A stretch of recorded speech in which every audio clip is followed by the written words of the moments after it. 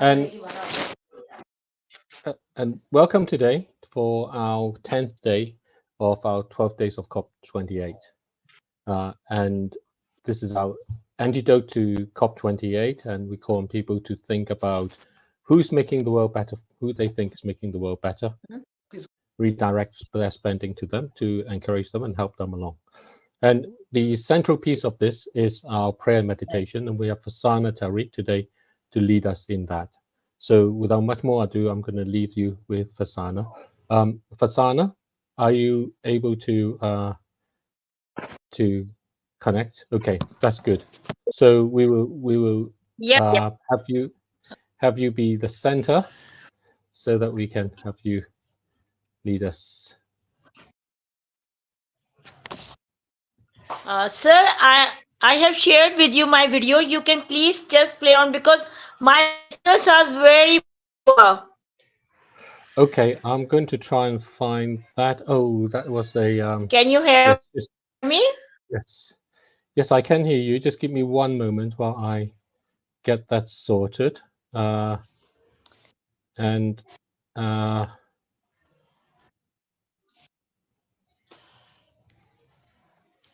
think that was in there. So,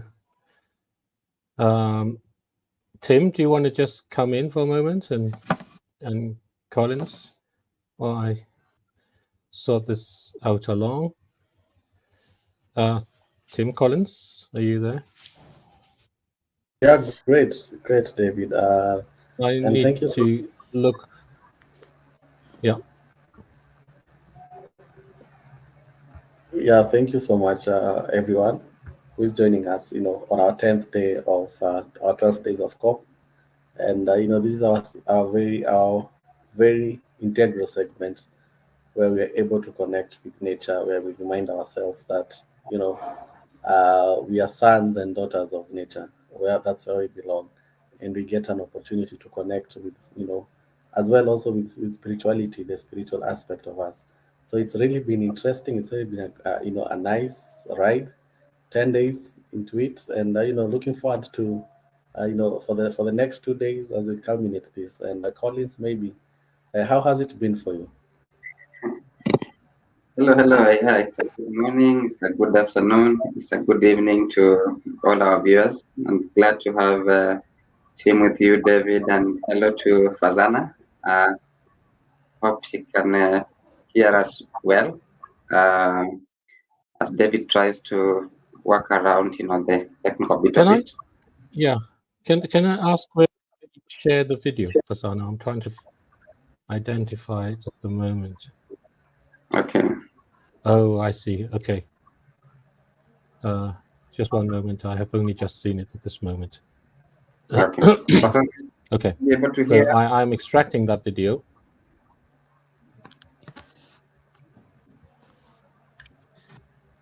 Hello. Hello. I can hear you clearly, actually.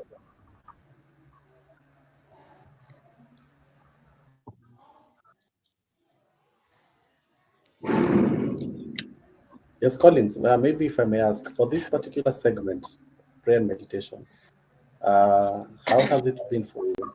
What impact has it had in your life?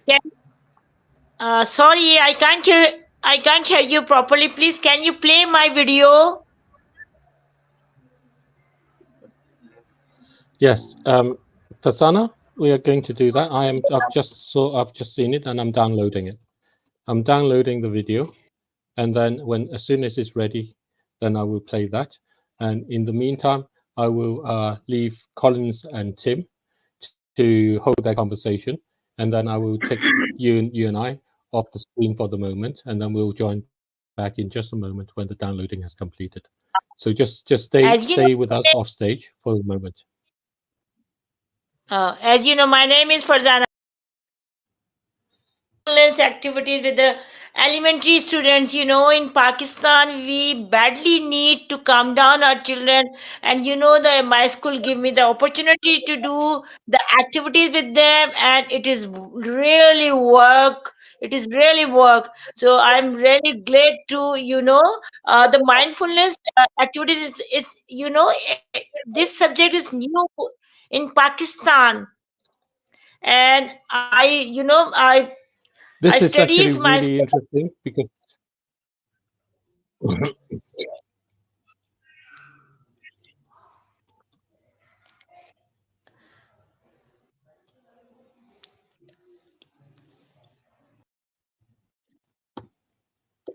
Okay. I think Farzana is having some trouble getting through, hearing us. I have, yep, I have another minute So, for you to download. all right. So Thank it you. will So, be in another countdown. We're going to get another countdown. It's going to be counting down to 50 seconds or so, and then we will be getting towards it. all right. So Tim, you were asking, what do you think about these segments for yourself?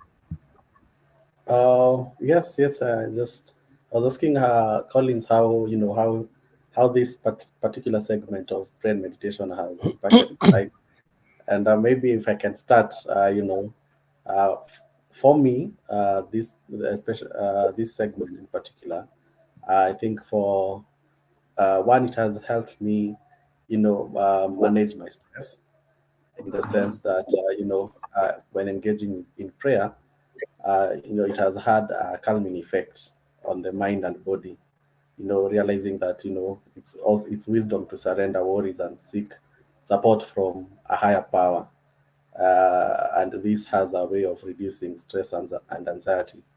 Also, the meditation part as well has helped me, mind my body connection, whereby I've been able to be aware of the body and the breath, promoting a deeper connection between my mental and physical state. So it has been really an interesting segment, and has been able to have an impact in my life. I don't know your thoughts, gentlemen. How has it? Okay, well we have it ready for us. So I'm going to bring Farzana onto the stage. Okay. All right. Hi Farzana, we have it ready. So I'm going to play this for us.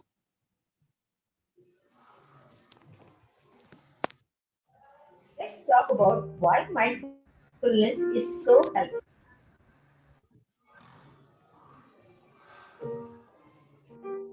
In our busy lives, it is like a calm superhero, helping us focus, chill out, and be healthier.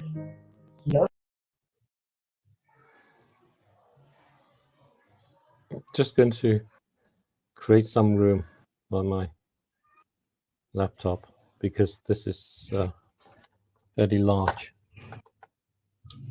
file. So I'm just going to take it back to the start, pause for a moment, think of mindfulness, and off we go. Hi, friends.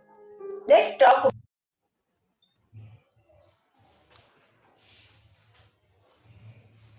about why mindfulness is so helpful. In our busy lives,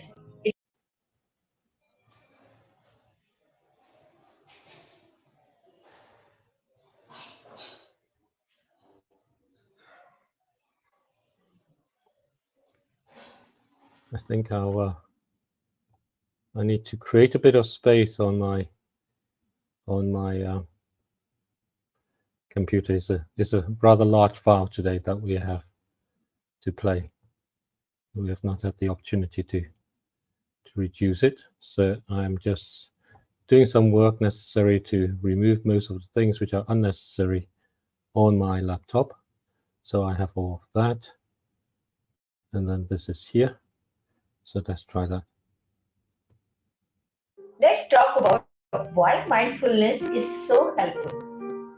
In our busy lives, it is like a calm superhero, helping us focus, chill out, and be healthier. Lots of people use it at work and school. Now let's see why it is useful for everyone. Mindfulness isn't just for grown-ups. Kids love it too. It helps them be strong, control feelings, and pay attention. For adults, it is like a super tool for handling stress, making good choices, and having better friendships. Now let's try 3 cool exercises made just for you, the grown-ups. Let's talk about why mind. So are you ready for the exercise number 1? Sit nicely, cross your legs, hand should be on your knees, spine should be straight. Okay? What you have to do, take a deep breath inside from your nose and take out from your mouth. Like this. Breathe in, breathe out.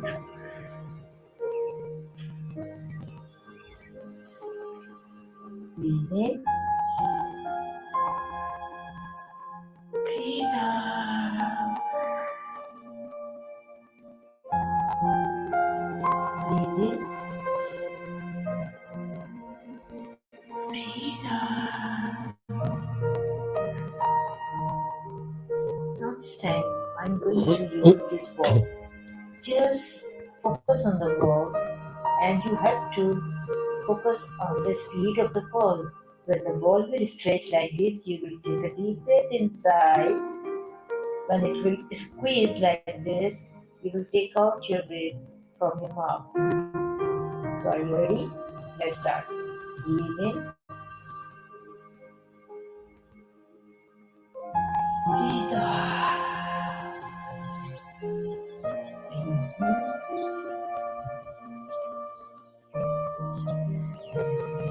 Breathe out.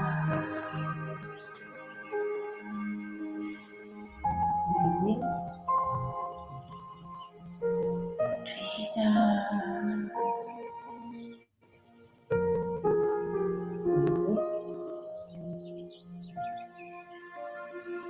Breathe out.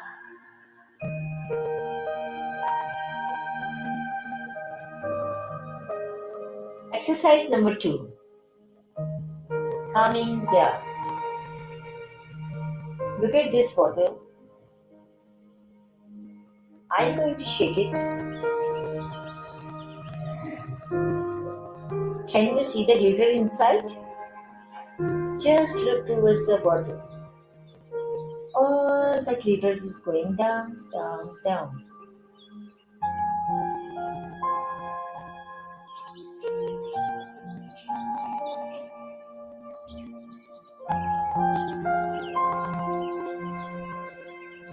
Keep breathing.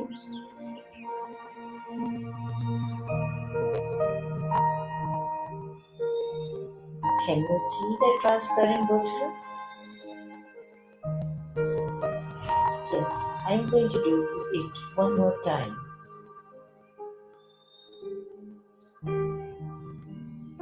I'm going to shake it, shake it, shake it. Now you can see the glitter inside. Keep breathing.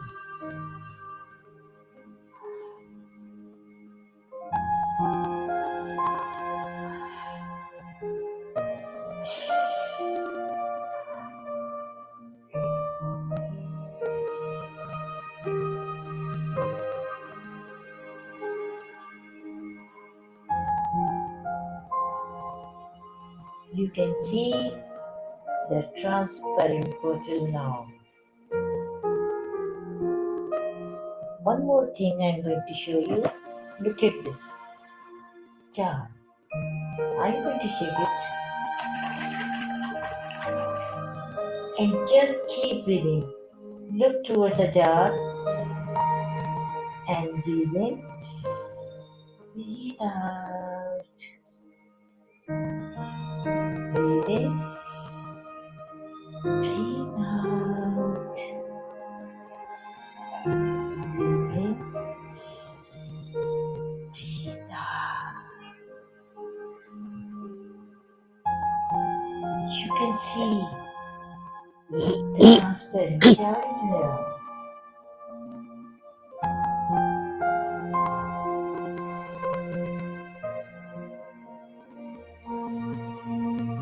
I'm going to show you this glitter, full of glitter ball. You can see a creamy bubbles inside it. I'm going to shake it.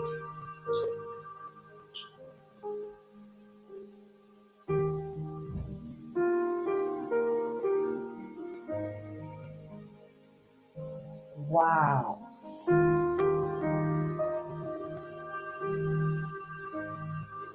Exercise number 3. Garden breathing. Suppose that we all are sitting in a garden. Take a flower in your hand and just smell the flower. And smell the flower like this. Breathe in. Breathe out. One more time. Smell the flower. Breathe in.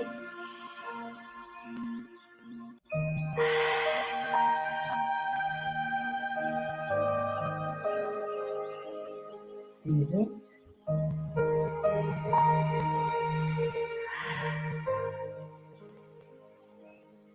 One more time. Breathe in.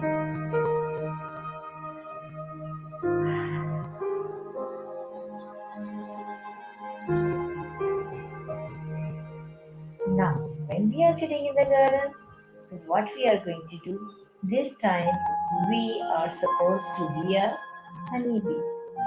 We have to do like this. Hand should be like this. And I have a 2 honeybees like this. If you don't have, don't worry. Just do like this. Hand should be like this. And close your mouth, take a voice from your throat and feel the vibration there. Okay? And you have to buzz like a buzzing bee. Take a deep breath inside and you can hold your breath for a few seconds like this. Breathe in.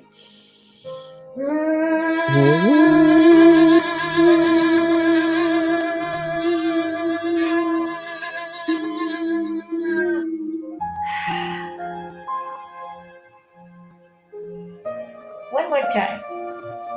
Breathe in.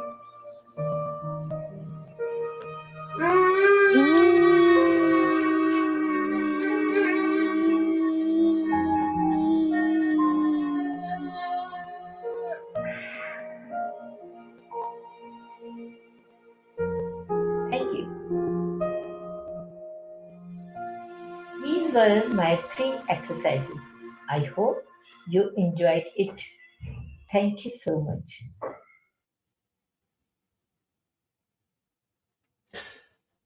Thank you very much. I went through the exercises and I followed them. I hope you did too. And you know, it just kind of grounds you, sedates you in that way. It lets you have that pause and this part where you breathe in through your nose and you breathe out through your mouth. And then the movement at the end is actually really quite energizing in that way as well. So thank you, Farzana.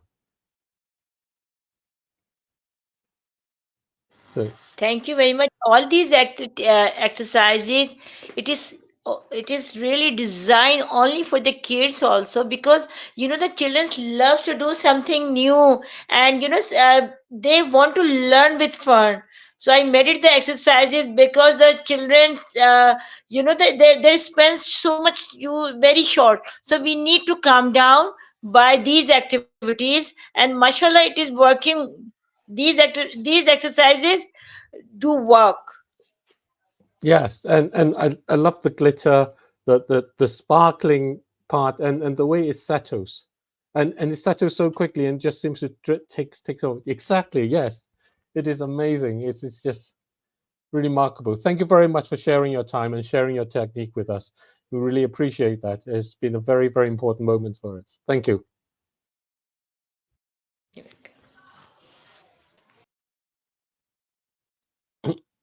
And so I hope you two have had the chances with our audiences of enjoying that also.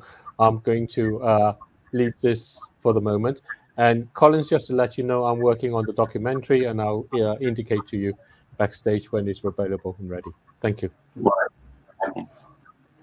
Thank you, David. And I'm glad having Farzana and taking the moment, as she mentioned, it's meant for children, but I feel like those kind of activities, team, they kind of also help us to, find a way of how we connect, we relate, and we get our minds focused.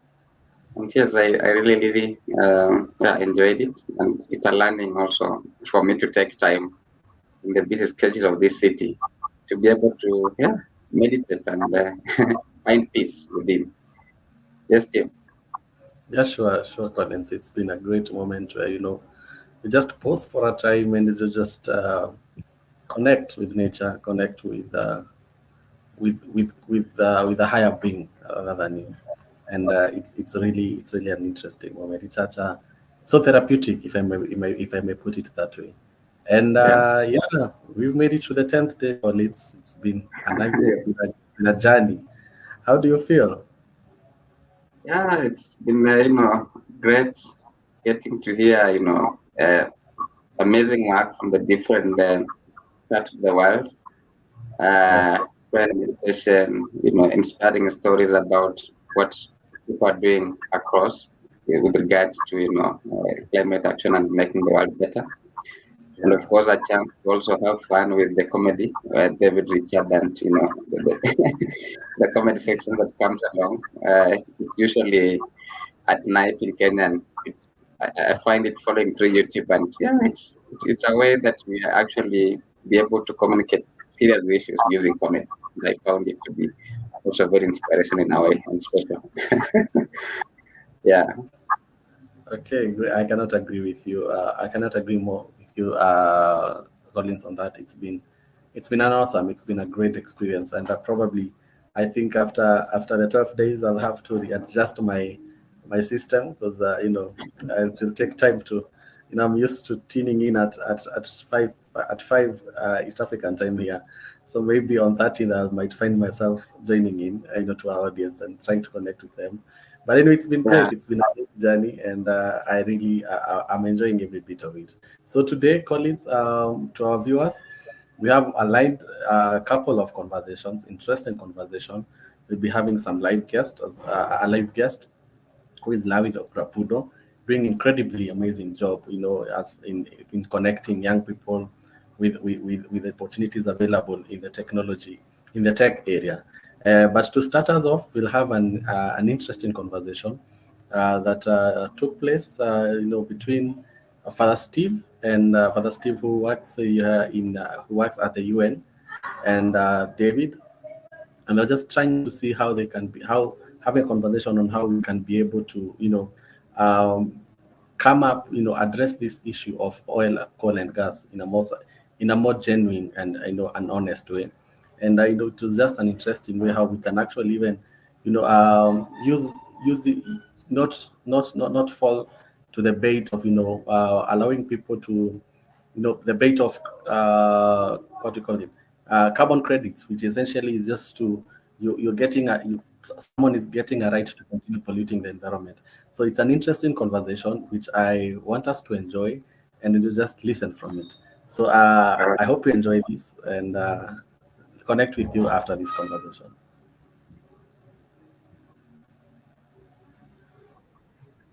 It's an investment background, looking after our common home and all of those things. The one thing that fundamentally we think we're not properly addressing is how do you wind down the existing infrastructure and the existing dependencies on oil and gas and coal. And the aspect that we come from is that unless you take ownership of them, whoever owns them is, if you paid money for them, you want some money back. Basically, it's very simple thing. Yeah. And if you take a look at what's happening in Venezuela today, I don't know if you followed the news. They recently, a few days ago, had a referendum over a piece of their neighbor, the land that's a piece of their neighbor, and Guyana, and it's unsure what will happen as a result, because the referendum result was they claim territorial rights over it.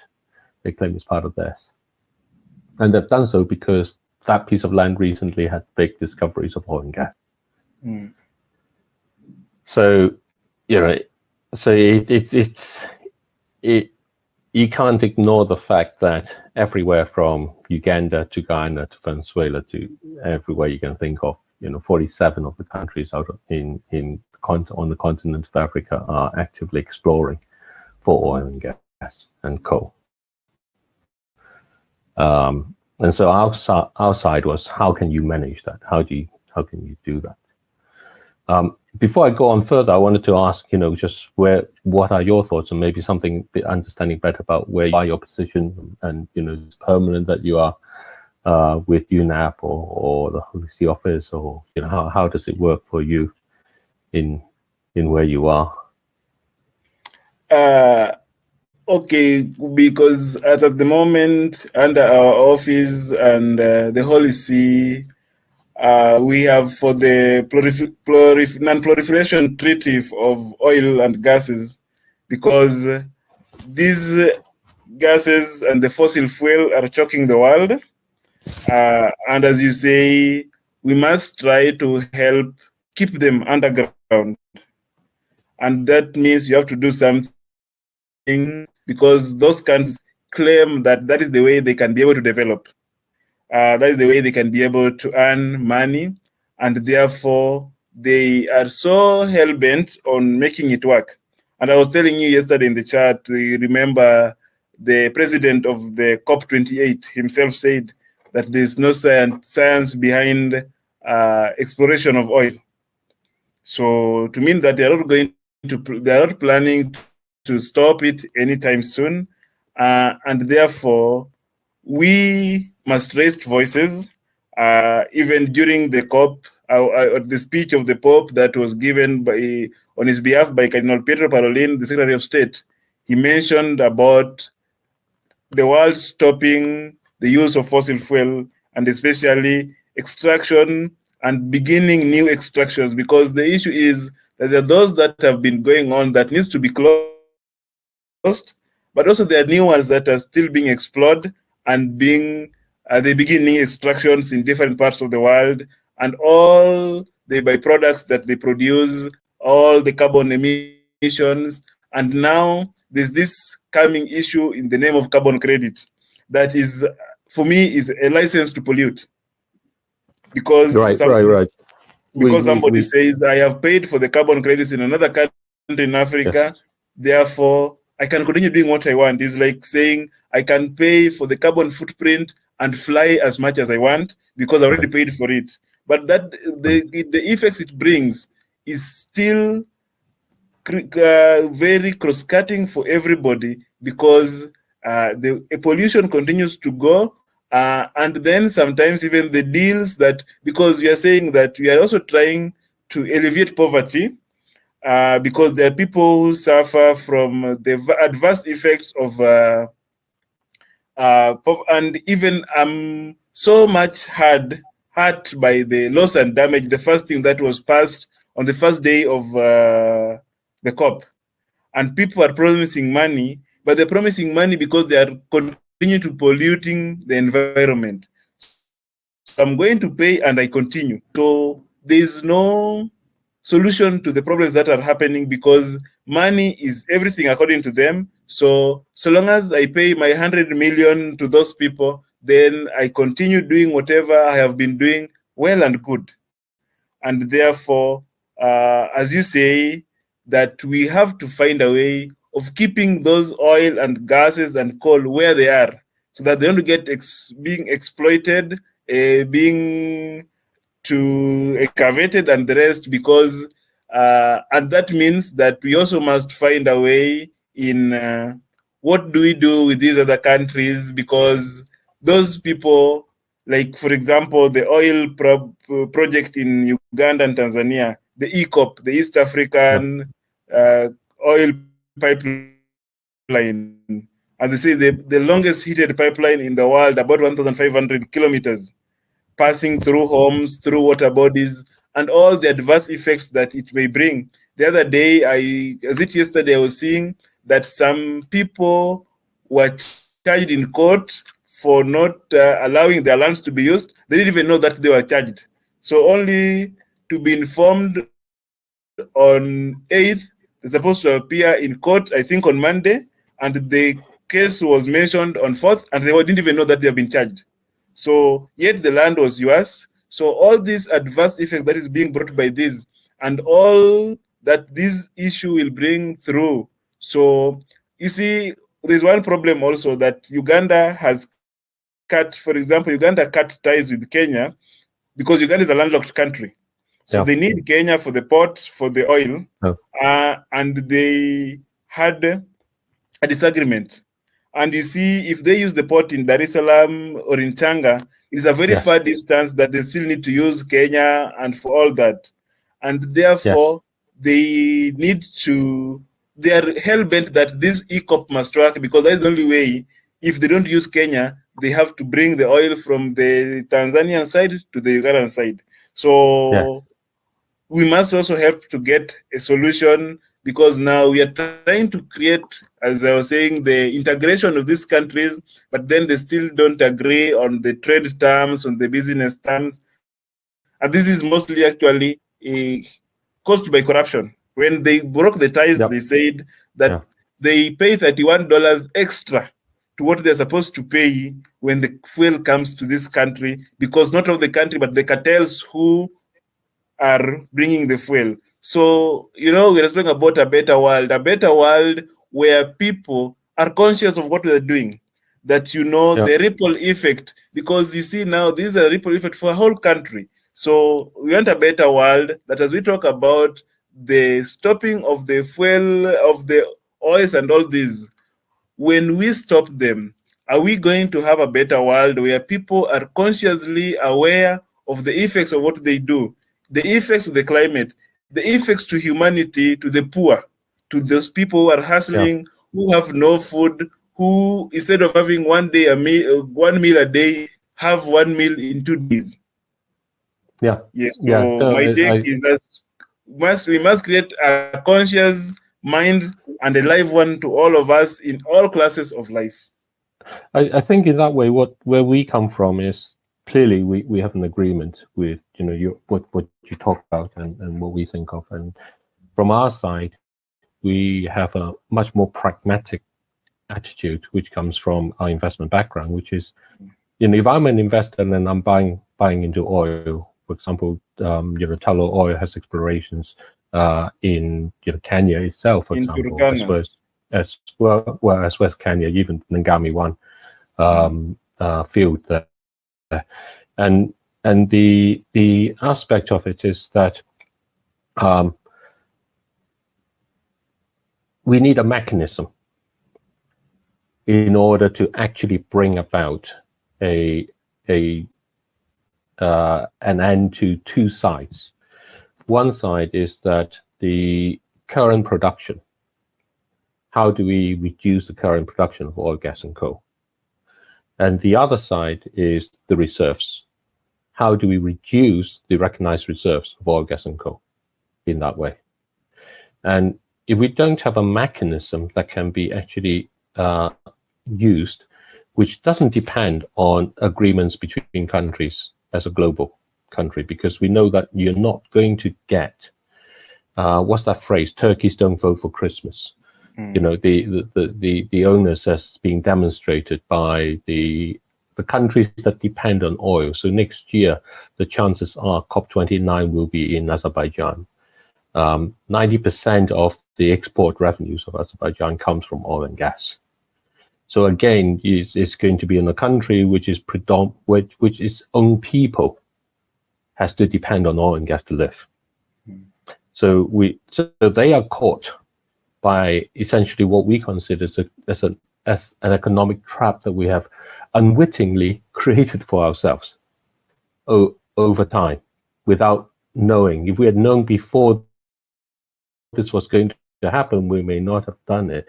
But now we're caught in this trap, and depending on who it is, and the people, the only agency we can see that genuinely has the authority and the voice to be able to bring about the transformation are the individual people. It goes down to our consent to listen to our planet, as the Pope describes in Laudato Deum and Laudato Si, really that care of our common home over a time scale that is not an electoral cycle, that is not a political electoral cycle, but over a time scale that is together, that is in connection with nature's sense of time. These assets, we want them, these minerals, we want them to stay in the ground on a permanent basis. We now recognize the importance of maintaining rainforests for all generations. We need to recognize them as maintaining oil and gas and coal as mineral assets, which for all generations do not come back out in that way. So that's, for us, is an economic as well as a scientific and a social problem. And we know you can buy mineral rights, and the ownership of mineral rights can keep them in the ground. And we know that the fair way to approach those buying of mineral rights is that they are essentially bought as global commons. It's not good that a rich person buys them, because the rich person will bequeath it to their children, and then you don't know what the children will do, and so on. Sure. So you do not want it in those sort of forms. We have, unfortunately, at the same time, faced a certain messaging issue, in the sense that most people feel that they are too big to be approached in that way. On the other side, from our investment side, a more cynical sort of investment side, we also know that the companies, if I'm setting up a fund in order to buy them for exploitation, I will price in all the protests. I will price in money to keep the lawsuits going for 2 decades, 3 decades. If I think I have got 2 decades worth of exploration out of this, I will price in how long would I need, and I will get my strategists working on how to keep those conversations going, much like ECOP. You mentioned ECOP. You know, the lawsuits that are going on there are part of the understanding, are part of the pricing already. So we need an approach that actually goes on forward a little bit differently. And that's where we end up basically saying we want to understand, talk to people about how together we can bring about the awareness of being able to create a market to keep them in the ground. So that people, individuals, can see that, you know, for example, if I gave the example that if such a market existed, where just the same as I can buy a tree, the land where trees growing, and actually keep the tree growing, as opposed to chopping it down, as someone else can buy the land where trees going and chop the tree down. I can go ahead and be able to say, you know, if I'm getting married and I propose to my fiance in that way, and we go and we get a wedding ring, which is typically, you know, a significant spend in that sense, a very meaningful spend. It's not so much as it's very meaningful. That a part of that money can go towards keeping them in the ground. And the value I get from it, what is the value proposition here? The value proposition is in my commitment to my spouse to face uncertainty for together, we take action. And the action here we take is a commitment that together we also commit to our planet. That's why we buy it in that sense. That's why we spend that money in that way. And when Richard and I worked out how much money you actually need, the current situation, even though the prices have risen a lot over the last year as a result of the conflicts and the horse trading that came about, is that they are still a very small sector of our global wealth. And in terms of the kind of money, if you amortize it so that you can consider as a contribution each year that goes along in that sense, it takes something like 1 day's worth of the world's spending, less than that, in order to people go to someone who is an owner currently and say, because when you buy from an existing owner, and essentially say to them, I appreciate that you need the money, so we can get money essentially from the world spending, and will you sell? Now, if they do not sell, then they are basically being asked to answer the question for themselves as the owner. What do I really want? At the moment, owners step behind the company because we approach the company. But companies, as one of our conversations over the past week have shown from Adam Wasserman from the US, who is a very experienced lawyer, who is now working in a setup that he has created called FinPublica to help companies address the issues of sustainability as a tool to help them be better in that way. And he says, you know, companies are just artificial constructs, really is people. And that's the part where the messaging and the approach have failed to appreciate. You can't go to a company and say, what do you really want? Because a company is just a piece of paper that has got signatures on it that basically mandates the executives of the company to follow the wishes of its owners. But you can go to the owners and says, what do you really want? If it's money you need, let us provide you with that. But if it is the burning of these oil and gas and coal in order to pollute and poison our planet and everybody on it, if that is what you want, then you have to face up to it and say it. And that's an honesty that they need to face on their part. And by creating a market to keep oil, gas, and coal in the ground, make it possible that they are forced to ask that question. And that for the governments themselves. And when this comes from the citizens of the governments of the countries to ask that question, the leaders of the governments are now being put into a position where they have to ask themselves, if my citizens through the capital markets is taking this action, where does my authority come from them in that way on this question?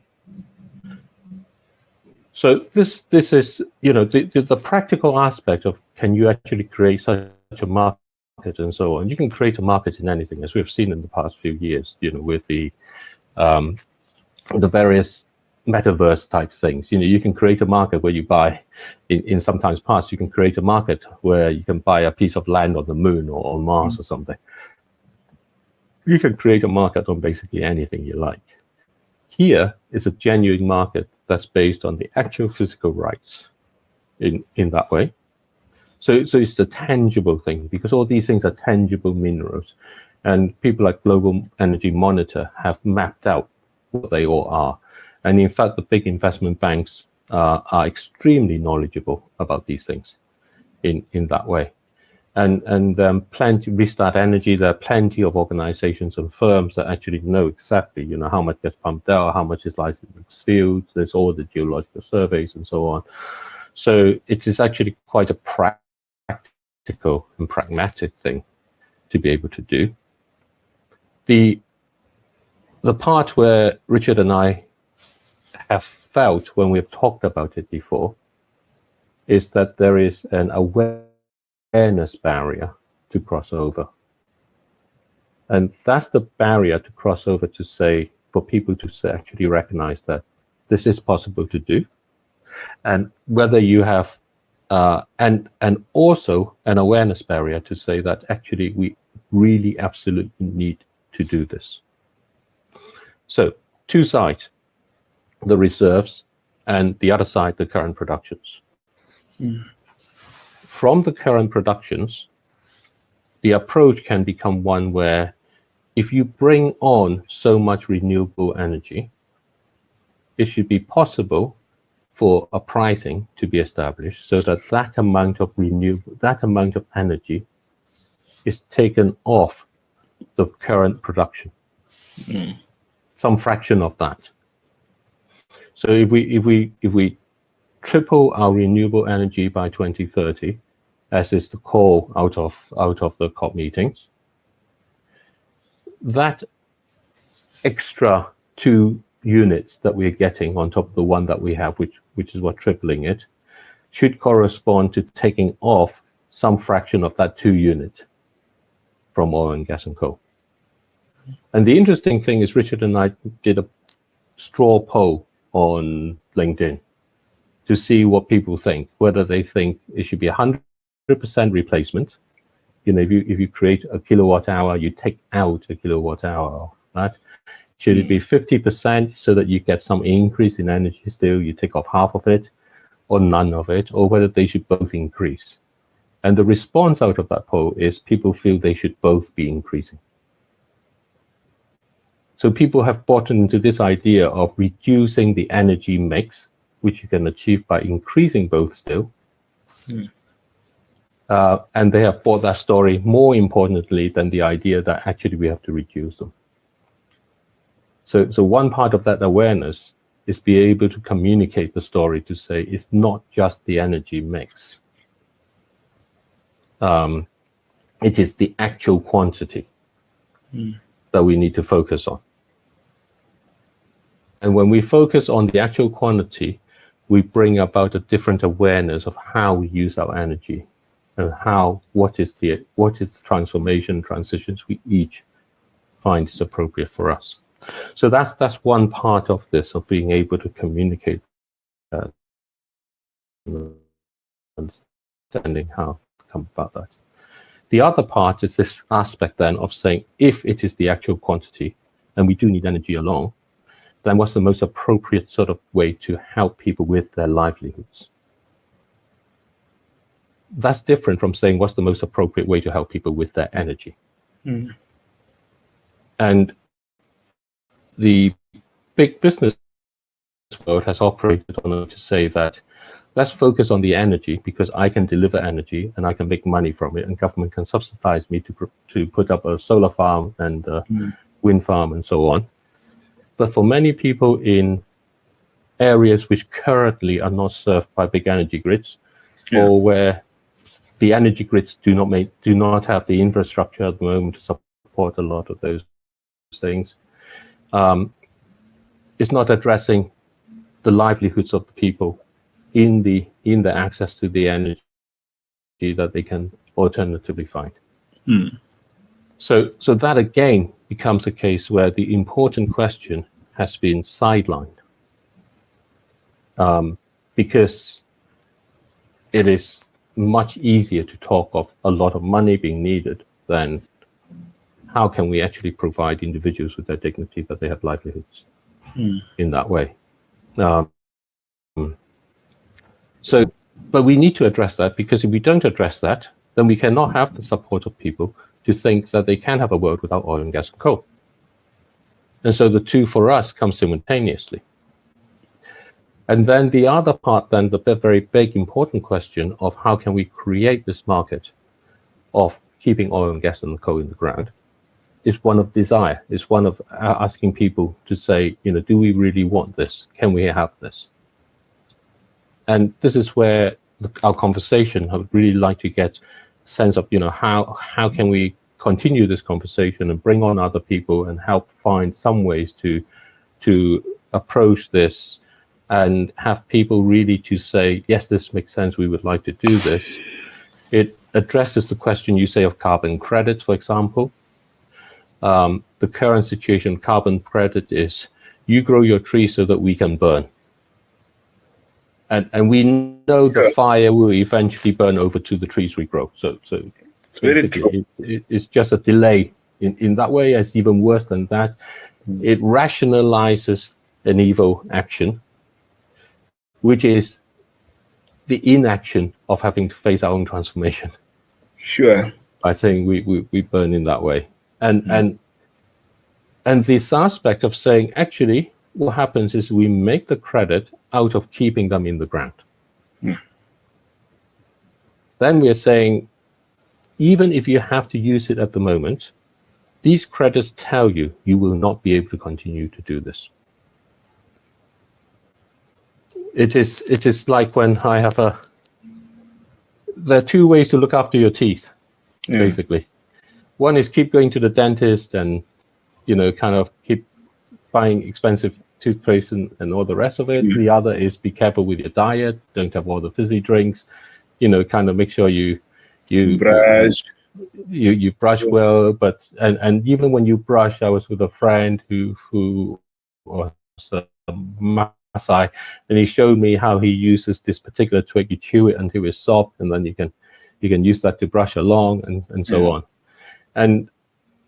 And we are of the part where we think where if we have a tube of toothpaste and we know that that's coming to an end and that's all we have in there, then we have to look about how the food we eat and everything else we do in order to try and keep our teeth clean. Yeah. From having the damages in that way too.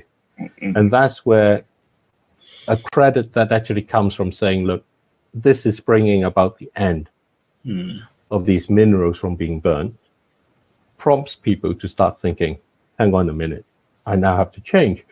And it actually opens up many other opportunities and innovations, because now instead of just simply saying we need to produce more energy, we're now being asked to say, actually, how am I using the things around me? How am I dependent on that? For example, a barrel of oil does not just produce the gas, the petrol, the gasolines and diesels and kerosene that we eat there. It also produces the materials, enough materials to make 29 T-shirts.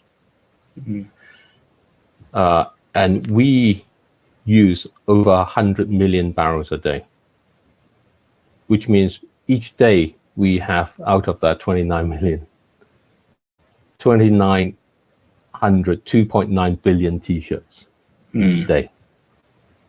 The oil that's being produces 2.9 billion T-shirts. So when we address the issue of the fashion industry and the effects of it, it is entirely about whether we can actually have a market to keep oil, gas, and coal in the ground. If we do that, then we will have to actually ask, do I want to buy an extra T-shirt? How many of those should I have? How do we go back to times when actually maybe we need different materials in that way and we get better connected in those things? When we address the issues of plastics, they again come in that way. We then actually, when we address the issue of oil and keeping the reserves of oil in the ground, then we have to address the issues not just of how we clean up from the plastics, but actually that they will not keep being produced. And we want the land for our food and for our forests, so that we will not simply be able to go along and deforest just to grow more corn and soya and for the fibers in that way. So we have to address how we actually use our materials in those things. So these aspects are all connected along together, and they're all connected ultimately from our side. What we want to bring about is the dialogue to say, can we create a market to keep oil, gas, and coal in the ground? So that can support the non-proliferation cause.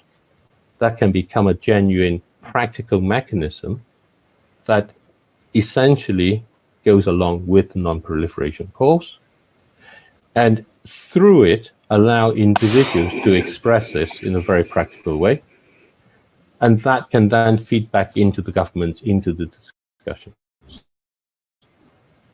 Actually then say, look, it is happening, we can do this. And if you think about practically what it means, for example, and how it can be done and so on, it ultimately is about being able to reach a large body of consumers, to say, are you interested in doing this? When you go to a concert, Taylor Swift concert, would you be interested in having that? If you watch the World Cup football, are you interested in? Would you prefer to watch the teams where the part of your ticket goes to keep oil, gas, and coal in the ground? That's how you can engage in this. When you buy your groceries and your tomatoes. Again, not only do you just buy the ones which are produced from your community, but would you prefer that a part of your spending actually goes to keep oil, gas, and coal in the ground in that way? And that's how the expression of the desire to do this allows investors to go along and actually put up the initial capital to take on the risk of how it is. But whilst people do not necessarily think there is that opportunity, they don't. There is a company that is doing this with coal, where they convert, not mining them into carbon credit, and it's a much better way of carbon credit. It's the only genuine, sensible credit that we can think of, because here you're not burning, as opposed to grow the trees and we burn. Here it says, we're not burning, so you can grow the trees. It's very simple. It just sort of turns the two sides of the left side to the right side of the equation, and all of a sudden they make sense. But that itself, within the regulations and things, addresses the current production, and the current production, addressing the current production, does not change the fact that you still need to address the reserves, and you significantly need to take down the reserves for people to feel actually they are ending. We are coming to the end, which is where the non-proliferation comes. The non-proliferation is really talking about the side of saying we do not want these to be further explored and stuff. And by creating such a market, you can then ring fence what there is at the moment and say everything outside it is now excluded from effectively this. You can label these because these are physical assets. So people can then know, you know what, these further explorations will have no market. Sure. From where we are. So I think to bring back to this, I think what we would like to ask is how can we go about communicating with people about ideas like this? Who are the people that may be appropriate to speak to? How can we engage in those conversations to come up with an effective communication strategy, something that can actually reach out to people in a very simple way? Keep them in the ground so you grow your forests. I want to pick from what you've said that most of our countries have already been compromised. So government is not going to work out. So as you say, it's based on individuals. And I want to think of two things: having a moral or ethical perspective and the financial, because they have projected, the good thing that every time they say maybe this field contains 1 million barrels. So it is something that can be calculated financially that we can invest in, and say that from 1 million barrels, you are projecting $10 billion, for example. Then if we pay you $10 billion plus any of the miscellaneous, then that one can be worked out as an investment or financially. But also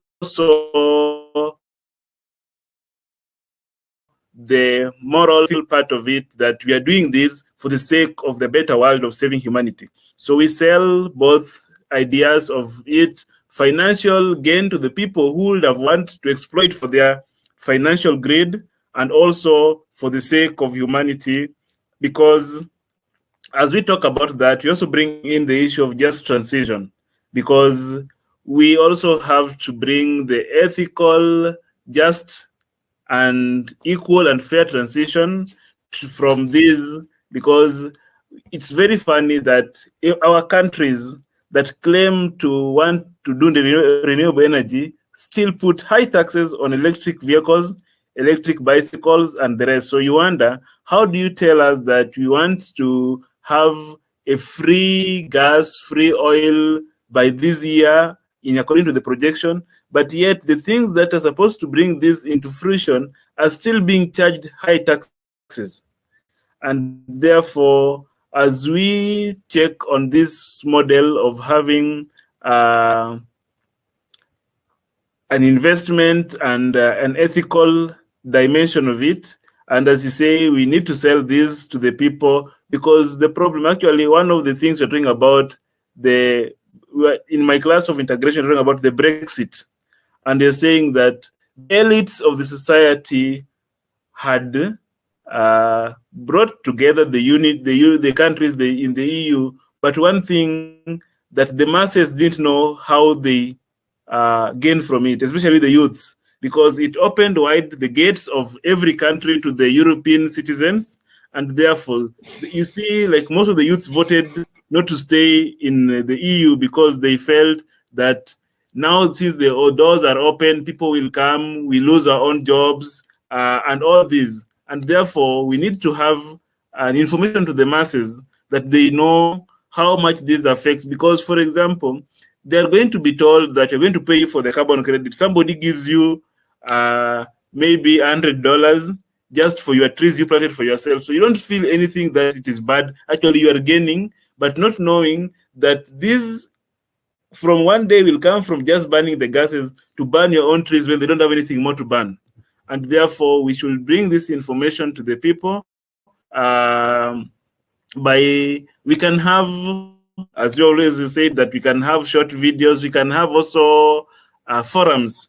For example, we train Laudato Si members, people. We have what we call Laudato Si animators. So after finishing the training, we have what we call continental now groups. In continental groups, we have meetings every quarterly. So maybe we can also organize. I think we're having a meeting before the end of this month where we can create time and request them maybe for even 15 minutes so that you can also speak. You see, we are about 100 of us.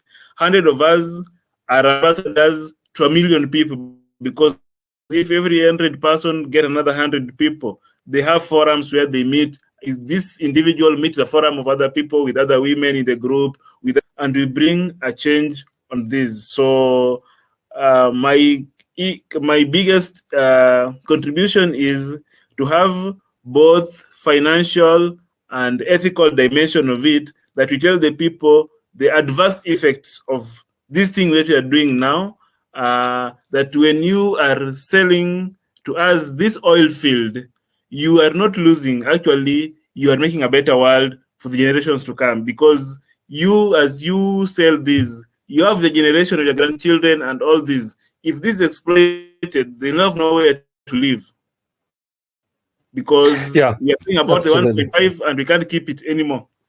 Yeah, absolutely. And you know, Richard and I, we wrote a book that's called The Unsustainable Truth, and that's the book along there. It's and what it tells is essentially how our investments do not achieve the objectives we want. And when people come along, as you talk about, you know, the investment of carbon credit and so on, we start from good intentions, but the chain of it ultimately ends up typically doing much more harm than the good we intended along. And it's not because we intend badly. You know, when people go along and create those carbon credits and things, the initial ideas typically were very good. It's just that it then gets legitimized and then it gets used as rationalizations for the actions that we take, and then the chain propagates on in as this typical in unintended fashion, and it sort of goes and explores that, and it goes back actually to St. Augustine in trying to understand about what does it mean that we need to do. It goes back to Aquinas and Augustine in that way.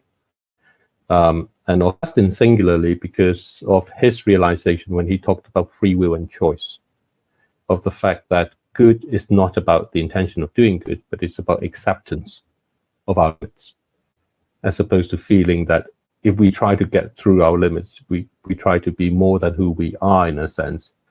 What we end up doing is we end up trapping ourselves.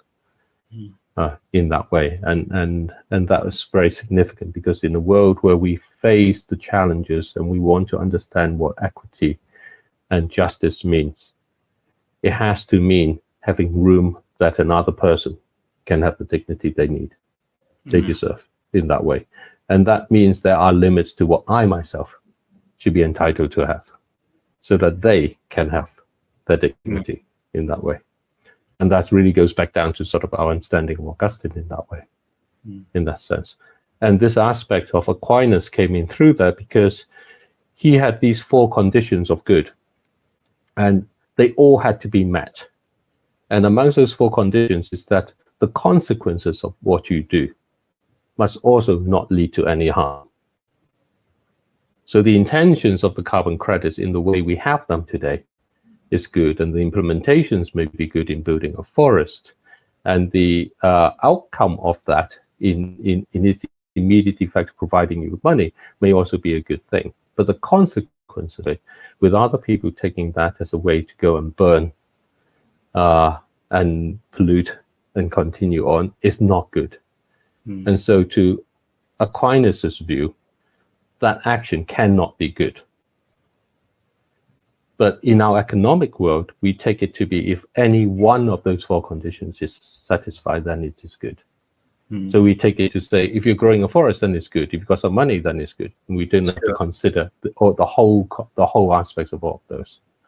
So we kind of talked about how from even before Adam Smith, the situations of kind of how economics developed and how that take us into current situations where we've separated all those parts to how we bring it all back together and going forward. So in terms of that communication, I think being able to speak with the Laudato Si animators, as you say, would be a really good opportunity. What I think we want to be able to do is to bring together. Faiths are important because faith hold on to the sense that we are the children of creation, and we are not its master. And that, again, is a very important aspect towards why we want to do this. It's expressed from a humanist perspective of simply saying that I may want to be the steward of tomorrow rather than be the master of tomorrow in that way. And bringing together somehow relevant people into that broad discussion, having that sense of the best way to approach communications before we go out essentially with the big communications in that way. And today what I've come to find is that over the past 2 years where Richard and I have come from, the most ineffective use of money is to try and approach the sort of public relations in the normal way, because they're very expensive and they are all locked into the current agenda. They really only want to communicate in a way that promotes their other businesses, and their other businesses is burning oil, gas, and coal. That's where the bulk of the money of these things, a lot of them lie. So it becomes a whole waste. But the aspect of communications, the effective communications in today's world, is that, again, is through that communications among people, amongst communities, allow that to spread out, allow that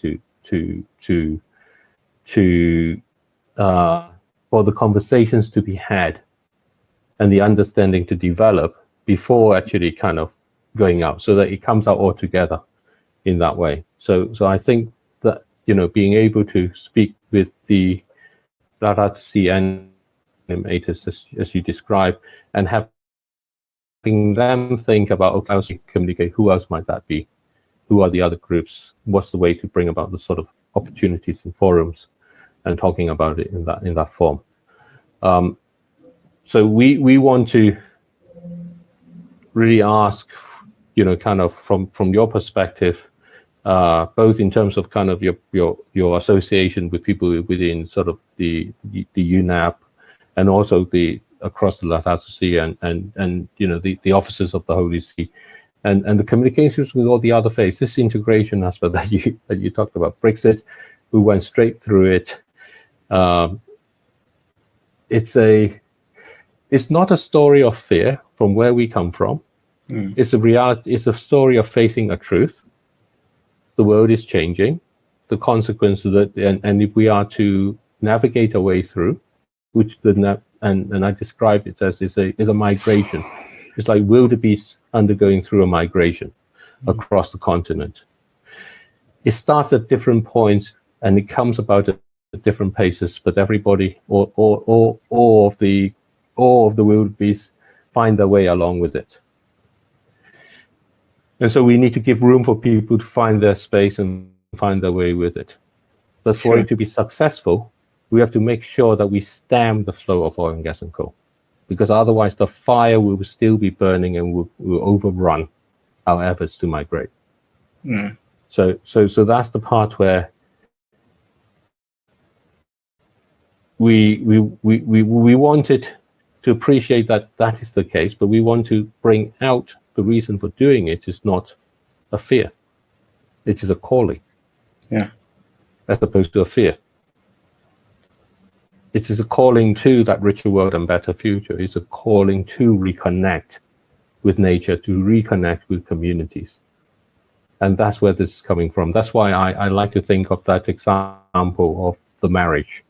You know, when we buy our wedding ring, do we want to also make a commitment to our planet with that? Sure. And if we're willing to spend a month's wages on each other as a commitment to each other, what are we willing to spend as a commitment to our planet too?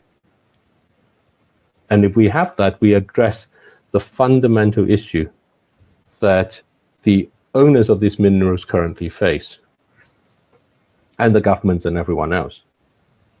We need money to work for us in helping the planet heal. Yeah. And that includes money to stem the flow of the poison, as well as money to help with the therapy and the treatments. Yeah. So, and at the moment we're caught because we need the money from the poison, which is the problem. It is a lot. It is coming. You see, the way they gave a lot of it even during the COP. And Yes. for the first time, even nearly every country have a pavilion, which I think they even given them out. I remember during the last ended INC3, the Intergovernmental Committee on Plastics, negotiation on plastics. One of the countries that is oil rich held, what is it called? Reception daily for the all days of the meeting, so that they can be able to influence people. Some of the countries that are also oil rich came with delegates from their oil factories. So imagine we want to make an instrument that burns plastic, yet you have brought people who are in charge of creating plastics. So that money, that poison money has been injected into the world, and it is buying especially leaders of the world in Africa, because they go, and it's not like the concessions, the loans that they get from the IMF, and this one comes into grant, so they pick them very easy. Yeah. So I think for us, we don't want to. We think our skills, for Richard and I, our skills is not in that sort of protest activism. Our skills lies in discovering, innovating in the markets, in saying how can we actually create a market, so that protest, the desires of that behind that protest activism can be turned into altering the economy, into the economic practices. And that's to come to the market. I can buy minerals to ruin the planet. I should be able to buy them to conserve it. Then I have a choice. Then you have a choice. And you are now then in position really to be able to ask, what do I really want? And then I will have the choices of saying, I want to make life horrible on one side, or I want to make life better on the other. Whereas at the moment, we are all caught in this situation. Well, we want to make life better, but the only choice we have takes us to making it worse. So finding that communication is the best way to think about bringing that along, being able to have that be incorporated within kind of the phrases that people can use and voices, to be able to have that expressed all the way through from the individual to the communities, to the small businesses, to the large businesses, in that way. And ultimately, where we come from is, the mathematics of the calculations is very simple. Businesses need customers, and the customer is always right. Sure. And it's up to us to say how we want to pay for the goods we purchase and the products we use, and how we want to decide on that. And even it's not about the big people with the big money. It is simply about, you know, where we buy our tomatoes from in that way too, as much as where I go, you know, which football team I watch, I want to support, how I want to travel, and recognizing that in our world today, we still need, you know, I spoke with a young lad who was helping us with It's For You, and he went on a trip. He went around Asia with some of his friends. He's in his 20s, early 20s, and wants to explore. And it's not about not being able to do those things. It's about how we can do those things and be healing that planet along. That aspect comes into what we think of as being in the limit, as taking away the reserves, so everybody knows.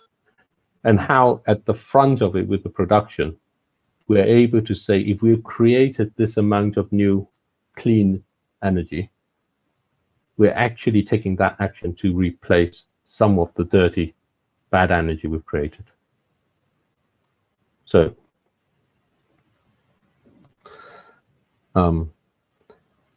what do you think is the step that would be sensible to take as a next step?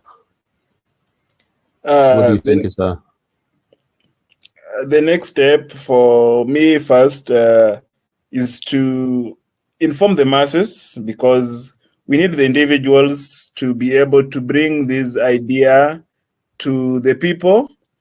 Because you already have a financial background, that you can work the nitty-gritties of how it can work financially, but also let the people about keeping the oils, keeping everything that in your farm, because even in these places we find somebody has his own farm, not even leave government farms for oil, but there's this mining taking place and the rest.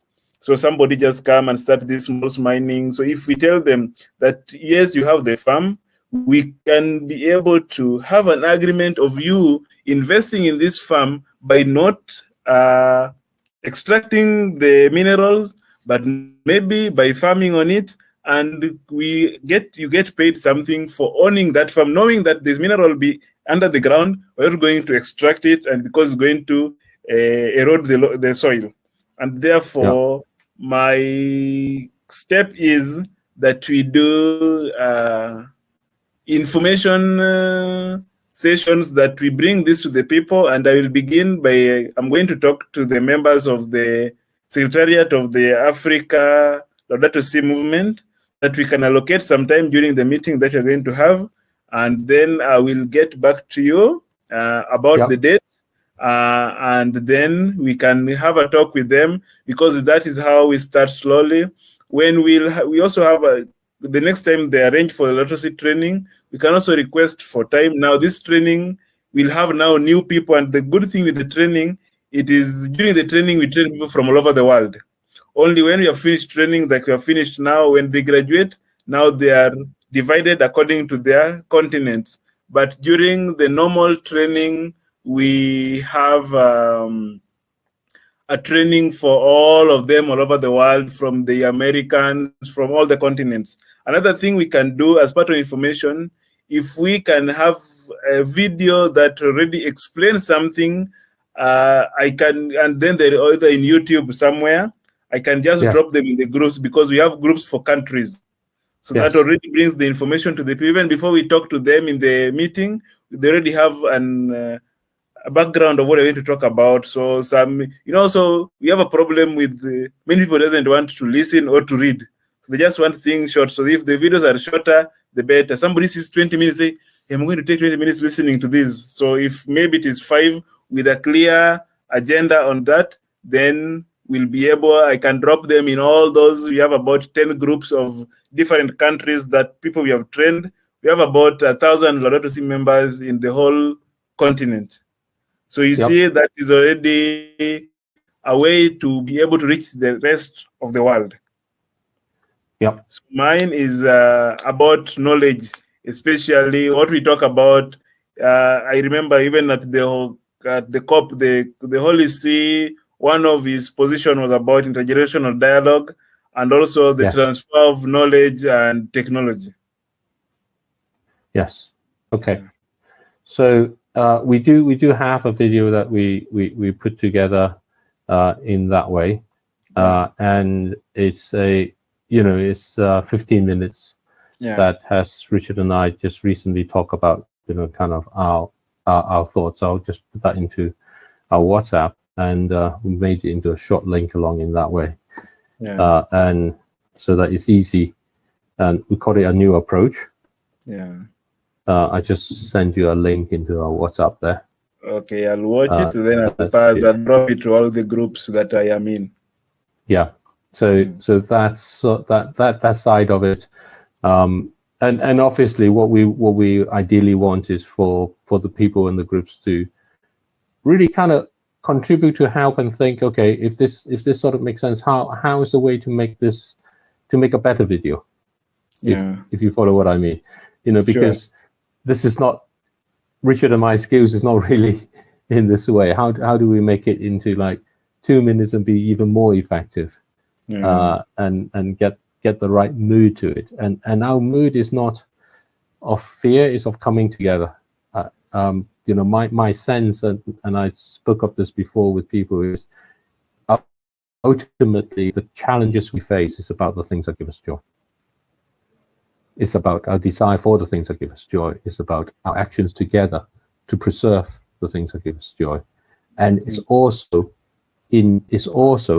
to do it through connecting ourselves better with the things that give us joy. And when we think about what those are, we generally end up all in the common place. It's our communities, it's our relationships to each other. It's as Sister Immaculate was talking about yesterday. It's that element of going from hope to peace to joy to love. In that way. So I see it, and the shape I want it, and the picture that I want it is not a story of fear or of anger, but of kind of reconnecting with the essence of why these challenges, why it takes crisis for us to reach back to God. In my own kind of personal expression of it, in my own way, it takes these crises for us to come on through. Jonah need to be swallowed by the whale. Something has to happen for some things to also work out. Yes. So therefore, this is the way that we see, and for us to be able to come forward, the approach we have is essentially it goes along this line that this way allows us to have a pragmatic approach that as we start it brings a different perspective of how we can face this using the tools that we have. We spend money, and we spend money to when we are able to buy a house, a piece of land for ourselves, we buy to conserve it in order so that we have it for others along. And some of that conservation is very simply, don't cut down that trees, don't dig all the soil and things out of here, because you still need the land around. And just because, and very importantly, back to that element that from St. Augustine, just because it's possible to exploit it doesn't mean that's the thing to do. There are limits, and if we can abide by the limits, we end up actually having a new discovery and a new awareness of what it is to be us.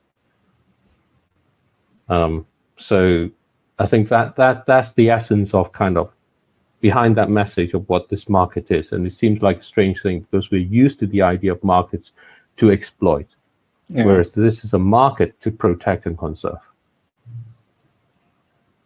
to shepherd in that way. Thank you for your time. You're most welcome, and thank you too.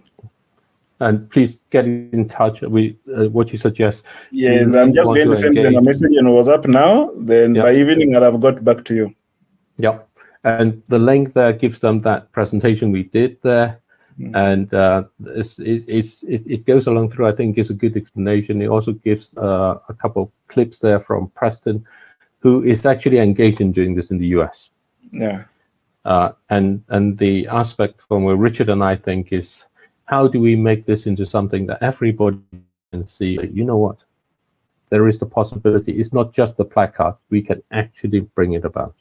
Yeah. And we can bring it about through people.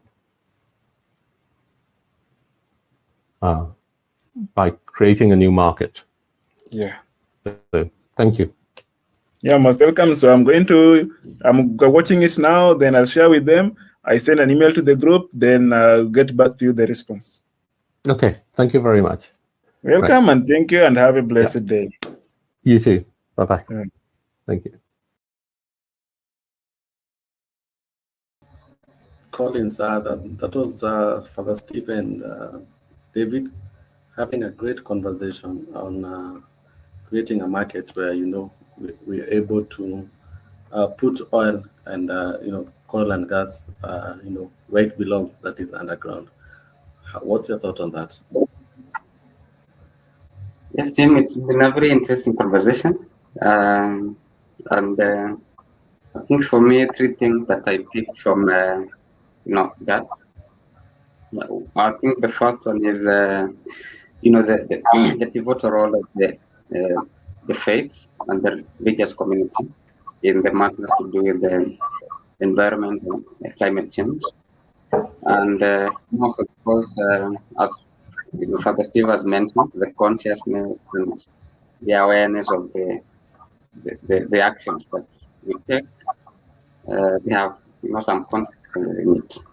And it just means, in most cases we have talked about, just transition, climate democracy, environmental justice. And these issues actually hinge primarily on the role of religion to bring the hope and even the ethical, aspects of what we are actually supposed to do and not to do. So I think for me that's what comes out. Secondly, which actually David mentioned it, is just to reflect on who actually has the power. And I remember David mentioned that when you hear of the oil companies, you tend to realize that okay, these are huge, these are big people somehow, and it brings in the aspect of fear in terms of can we actually face them?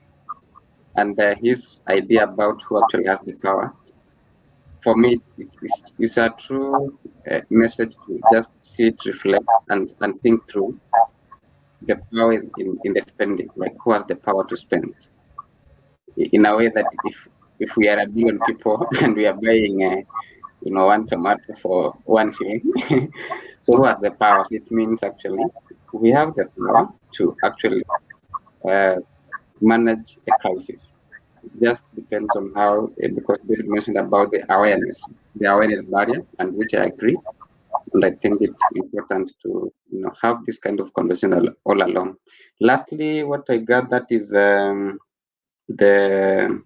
about the actions is actually that we are not burning so that if you plant trees.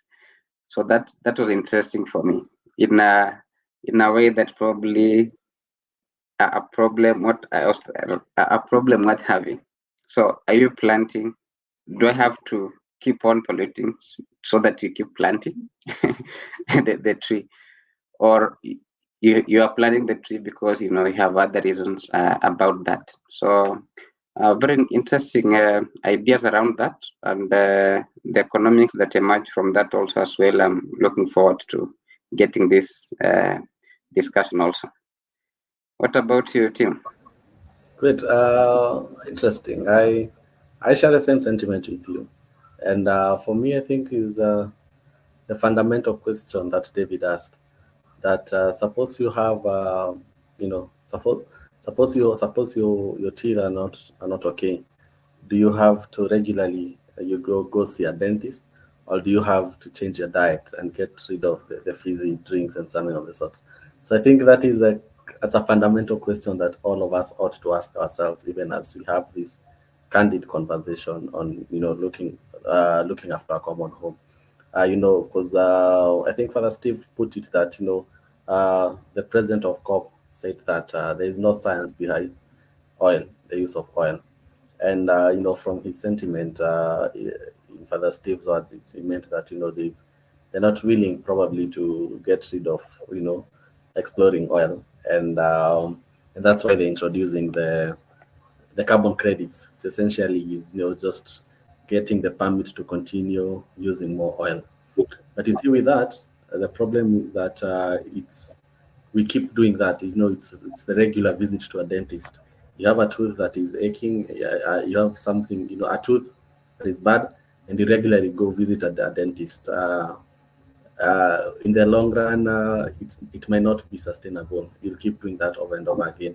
But if we change our diet, and in this case, if we allow oil to stay where it belongs, and not explore more oil, I think we'll have addressed the question, the real elephant in the room.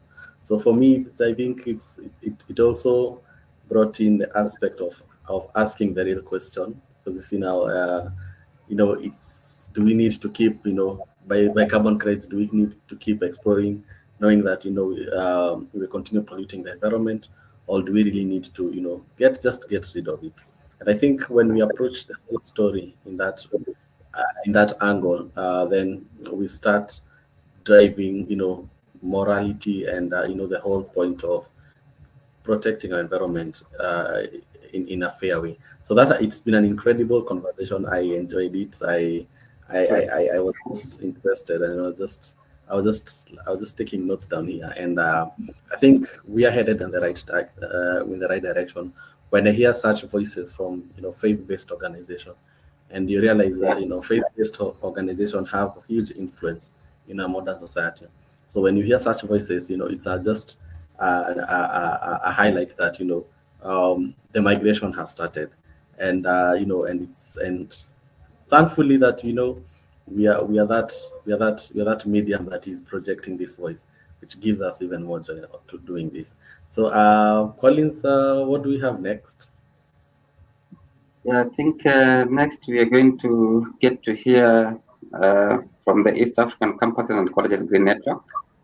We have to share a bit of a small story about their work and what they have been doing in Kenya and the East Africa, and tend to just also see how they have led the Eat for You campaign with their projects, and also listen to some of their sentiments regarding this global crisis on climate. Okay. So over to you, Tim, if you have the documentary ready. It is ready for sure.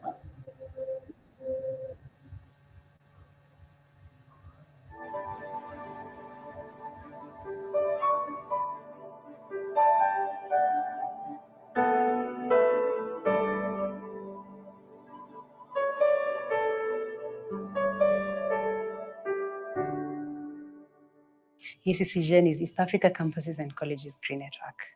It brings together students across East Africa so that we can champion and rally for environment-friendly actions, and also we can be able to empower and also empower and impact the community environmental-wise. We also empower people on leadership to take the spaces that have gaps, especially in leadership and in climate. Okay, our offices are in Kitengela in Kenya, and also Nairobi HH Towers in Kenya, but we are also based in other countries including Tanzania, Rwanda, Uganda, Djibouti, and we are hoping to establish more. We have a charter at DRC and Gambia, but we are yet to expand it to an African, but for now we are just in East Africa. We are East Africa named, but we are beyond East Africa. We've been able to reach out to very many campuses. There is a very good response in campuses, and many students are looking for the platform where they can be able to exhibit what they really feel about environment, all the confusion. Now, when it's all brought together, now we can give a light. So mostly has been about impacting the community through the students and planting trees, and especially at Technical University of Kenya, we do cleanups because it's around Nairobi, so we do cleanups like what we did artwork. We do an intergenerational mentorship where we go to primary schools, secondary schools, and we're able to use the students now who we have already empowered to pass the same message. The event was very fun. Interacting with young people like me is very, very fun. Getting to see how they use their time, not in drugs, not another coverage of what drugs is doing to young people, but it's a coverage of what young people want to do. This is what we want to do for livelihood. This is what we have on the table. This is what we can do for you. So for me, that young people have come, they have their own talents, they have decided to take the right path. It has been very impactful, especially for It's For You, that you're passing the message that it's not about boring lectures and reports on how bad the climate is. If you take like an action of a person who just gave a spoken word on climate, and then they say, this is the impact I'm having. It's like the hummingbird story, the little that you have that you're giving to the world to change the environment, to be a better place for everyone. Well, we've been able to bring young people together, which is sometimes a task. We've also been able to create livelihoods to different grassroots communities by changing their ways of climate actions to something better. We've been able, like the director was able to go to make the park here ICA, and we've also been able to develop charters where now the young people can take initiatives at their own campuses. So, which is like personal. Like now you have to take in your own campus, like in JKUAT, you have to plant trees because you're in JKUAT and that is your environment. That's like your home for 4 years. So those are amongst our achievements. Our other achievements have been like the street dance, being able to connect with the young generation and the older generation, being able to have games like with the Climate Freeze Kenya, where you're taught about environment using games. So those are amongst our few, but very, very, personally, I'm very proud of the achievements, having run like for 6 months. My parting shot is your action. That is what matters. No matter how little or big it seems, your action, global warming will happen, whether it's to your children or to us or to our children, it will happen. It will touch us in various ways. And if you're not able to act right now, then tomorrow might be too late.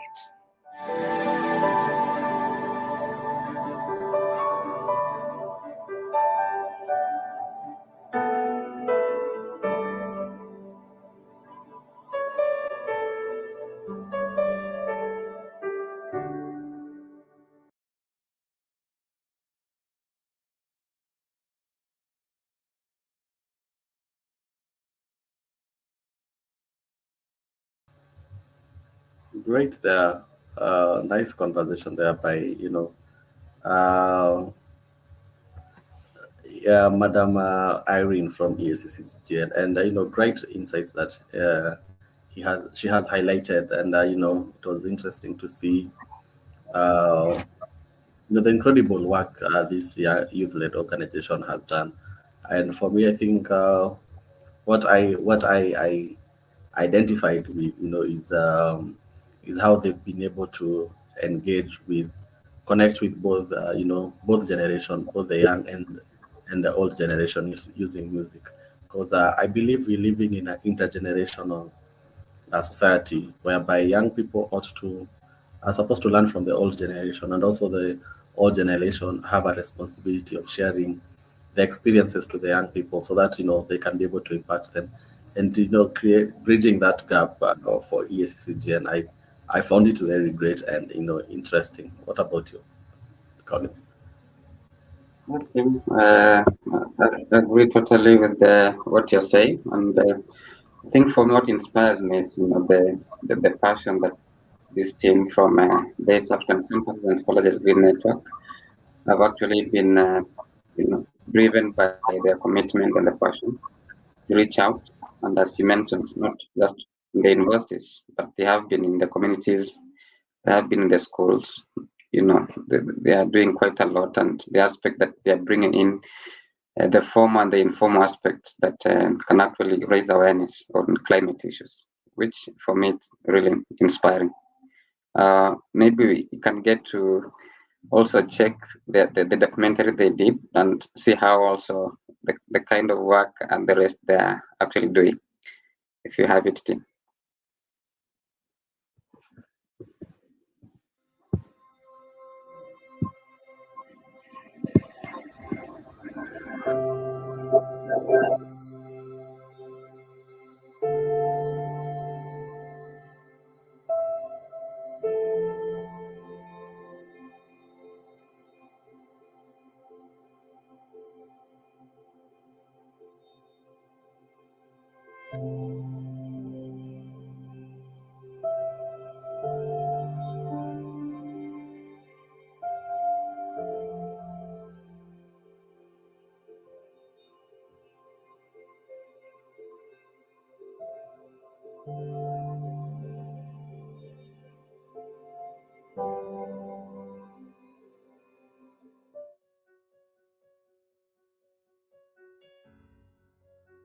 Until it's raining acid, you won't plant trees, you won't reduce on carbon, using fossil fuels, you won't. But then when it starts raining acids, and when probably you start having wildfires everywhere, now that's when you start getting the alarm. It is very evident because in the previous years, there was no El Nino. The situation is compounded by the inability to access remote areas where there is already a humanitarian crisis. But right now, even as a country, we are facing that threat about El Nino. When you go to the Middle East, there's about heat wave, whereby it is very devastating. When you go to the North, the summer and winter, right now, it's not the way it used to be. These are some of the catastrophic effects of climate action and climate injustice, And that's why if we don't take action, if we don't act now, we don't have a future generation. A danger with Africa is that you're not a developed continent. We are developing. So that's a danger that you have on our side. Yeah, we don't have policies that are well enacted. That's why we are worried too. Okay, so should we be worried? We should.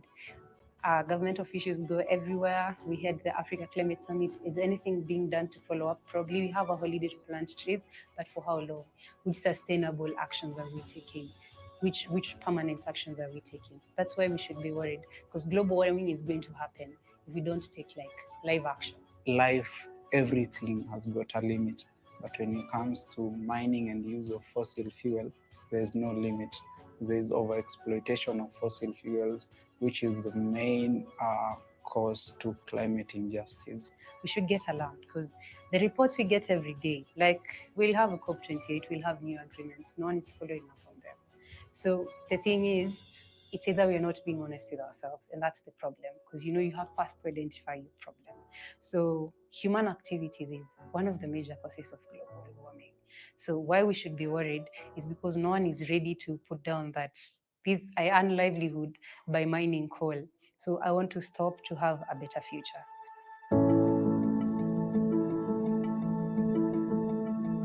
For You campaign, it's actually a global initiative being spearheaded by 3 organizations. So ESCGN, and then Rethinking Choices, based in the UK, and World Climate School, driven by Inga. She's based in Norway.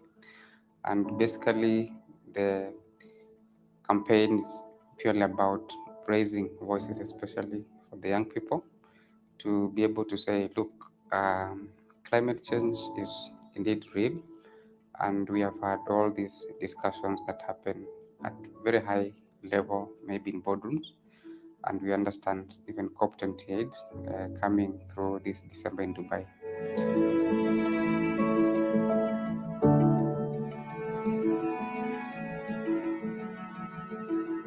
So as ESCGN, we are trying to bring youth together through their different crafts to just come out and talk about these climate issues and create a change from the ground going up. So basically, the It's For You campaign, like you can see, this is a global campaign that champions for putting a limit to the use of oil, coal, and gas. We were having everyone represented. the children, the youth, and the adults. Not quite much, but they were represented. One of the things that we are trying to send out, especially on the basis of the ECGN, which is a student network, is to rally youth who are actually, the majority, to take full participation in decision making and active engagement on climate matters. So the reason why it's given the hashtag "It's for You" is because in most cases when we are talking about climate change, most people, if you ask around and you tell somebody what's COP, they have no idea what COP is. They only hear, we see it on the news. And in Kenya recently hosted the African Climate Summit. So we want to tell the world that, COP is you.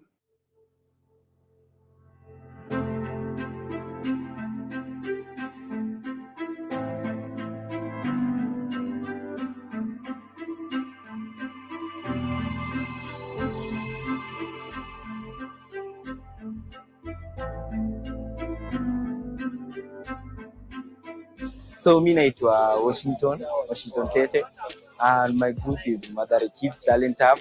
Tutatoka pale Madare. On any social media handles unaweza pale Madare Kids Talent Hub, hapo IG, Facebook, TikTok, anywhere. So si u dance na pia si u do fashion, tunafanya fashion na pia si uimba. So tunafanya kila kitu pia huko kwa hiyo organization ya tree planting. So tunafanya vitu mingi. It's for you inamaanisha ni jukumu la msee yote amwe kitu anafanya. Amwe anafanya kitu right. Ni jukumu ya kila msee mwenye anaambiwa it's for you. Ajaribu kufikiria kitu anafanya it's right. Ama kitu anajaribu kufanya inatakikana.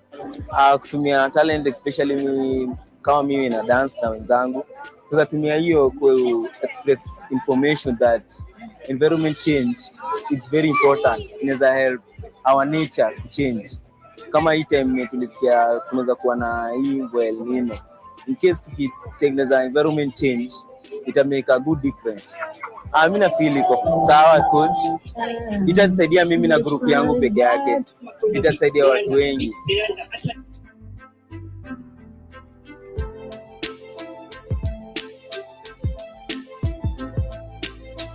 So history ya Cloud9 inaenda back to 3 years ago.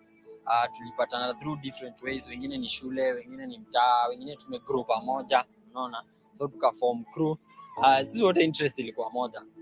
Kama kawaida kudance alafu tafuta ganji, unaona. So tukapatana tukasema tufanye ka group kushinda individual. So history inaenda back to 3 years. Kitu naweza ambia is climate inaanza na sisi. Because the future generation inatoka kwetu.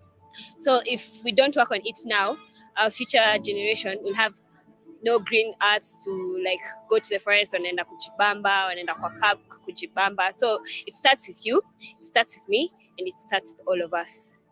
One, young people have got brilliant ideas. We have the solution. And we have the energy to bring positive change regarding environmental conservation and climate action. About young people, we find that many young people have got a lifespan, more age to live in this world. They will face the effect of climate injustice more than the older generation.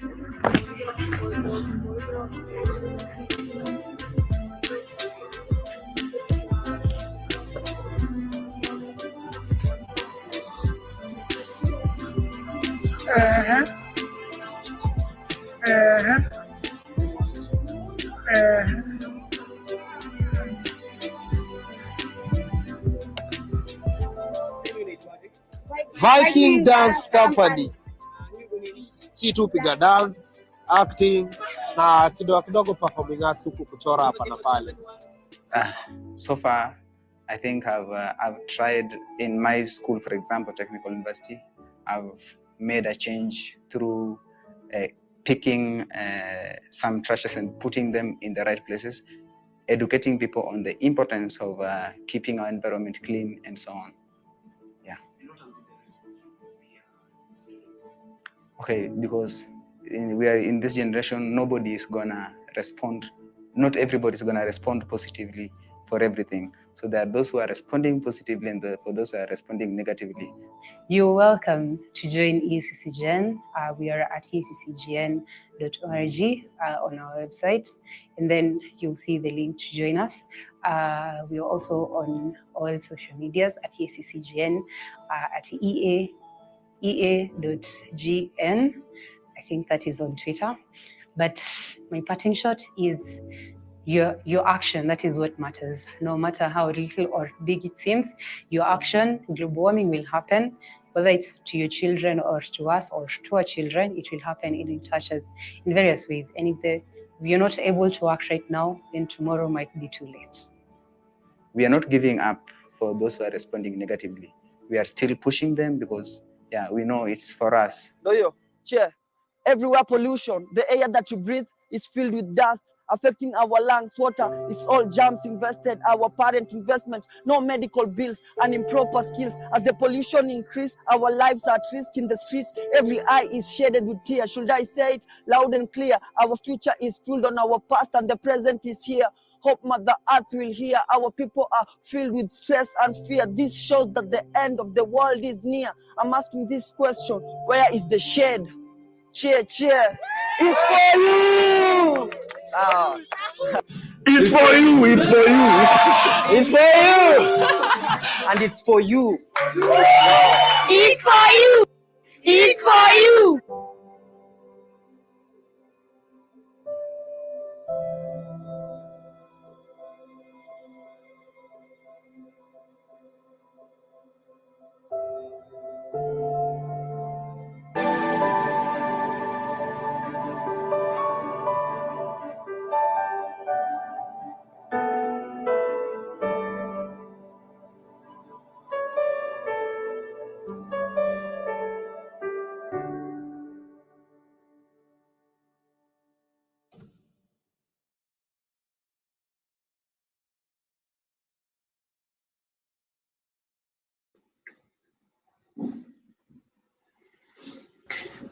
Yes, Tim. Yeah, Collins. Nice. Yeah, you can see the vibrant young people and their passion and the excitement and the joy to actually connect. And the very reason we have the hashtag about it for you is actually directing your spending to the things that matter. And our call is, I think it's time we get this message out there that if we are able to redirect our little coins to projects such as these young people that actually are bringing real genuine change in our communities, then I think that's our worthy cause. How did you find the documentary, Tim? It was so enlightening. It was it was so interesting to see how young people are using their skills and energy to push for sustainability, good environment, and you realize that their artistic nature, their artistic gifts, help are so top notch that communicating this information becomes so easy. As opposed to using the scientific jargons, terms which would not make the information get home. But once it's channeled in a way that relates with everybody, then it becomes easy. Personally, I love music. Well, I'm not a good singer, but music helps me, ease and everything. Music simplifies things for me. So, and I believe the same thing is that when we use the things that uh, are so dear to us to communicate an important message, then it becomes more effective. And it's interesting. That is what the young people have been able to do. And talk of rallying the huge number of young people, that is incredible, Collins. I must agree on that. And I think that is the way it should be. The move has already started, and it's time for the world to align itself accordingly. To allow the young people do what they do best. fostering positive change.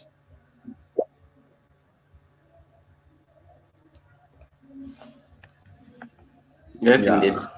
I agree with you, Tim. If you want to get the young people, participate or engage, then actually you have to get them at the point where, the things that make them connect, okay, where they find their passion.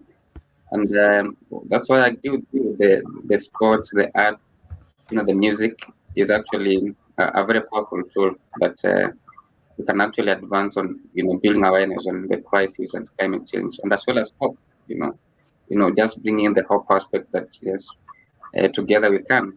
And I really like the last aspect about the video that you have to take a step to make the change that actually will protect the future generations. And so I look forward to I think they're still doing the updating the documentary, and we're looking forward to have it fully done in the course of this week, and I'm looking forward to that actually. Yes. Great. So what do you have? Yes. Sorry. It's okay. It's okay, Colin. So in a few minutes we'll be having our live guest. Will be joining us shortly, but allow me to comment on. Allow me to dive back to the conversation we're having about the young people. I think it is Mahatma Gandhi. I think he's been quoted in that documentary when he says that be the change that you want to see in the world, and that speaks volumes because at times we can be so busy shouting out on what ought to be done, pointing fingers on who is doing the wrong thing, and we forget to see what is in our space, what we are supposed to do as people, in the society at an individual level.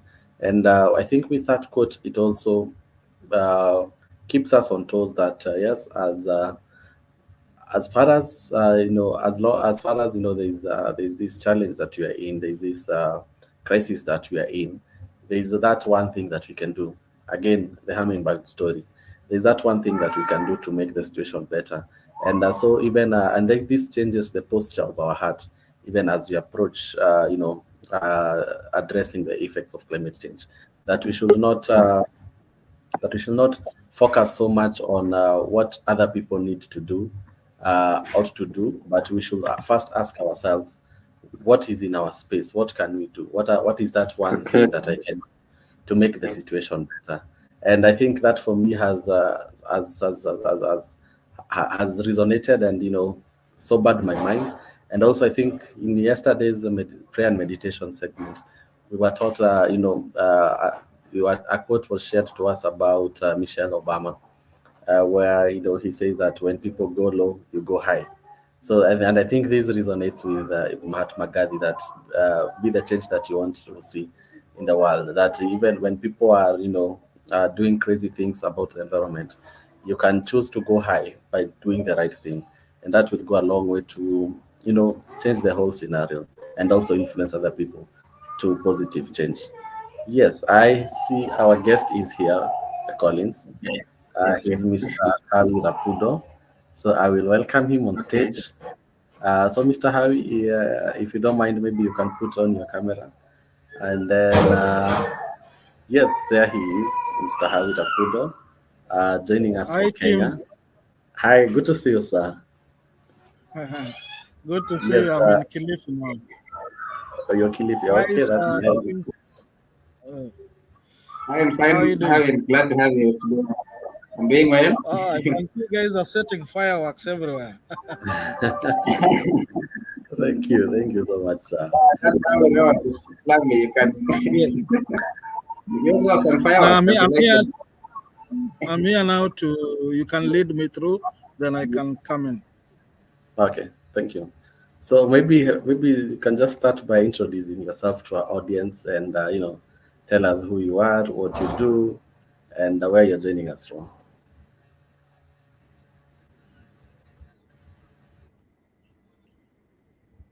So you want me to introduce myself? Yeah, okay, sure. My name is Rapudo Hawi from Kijiji. From Kijiji. I'm delighted to join all the way from Kilifi. It's a pleasure to be part of this movement.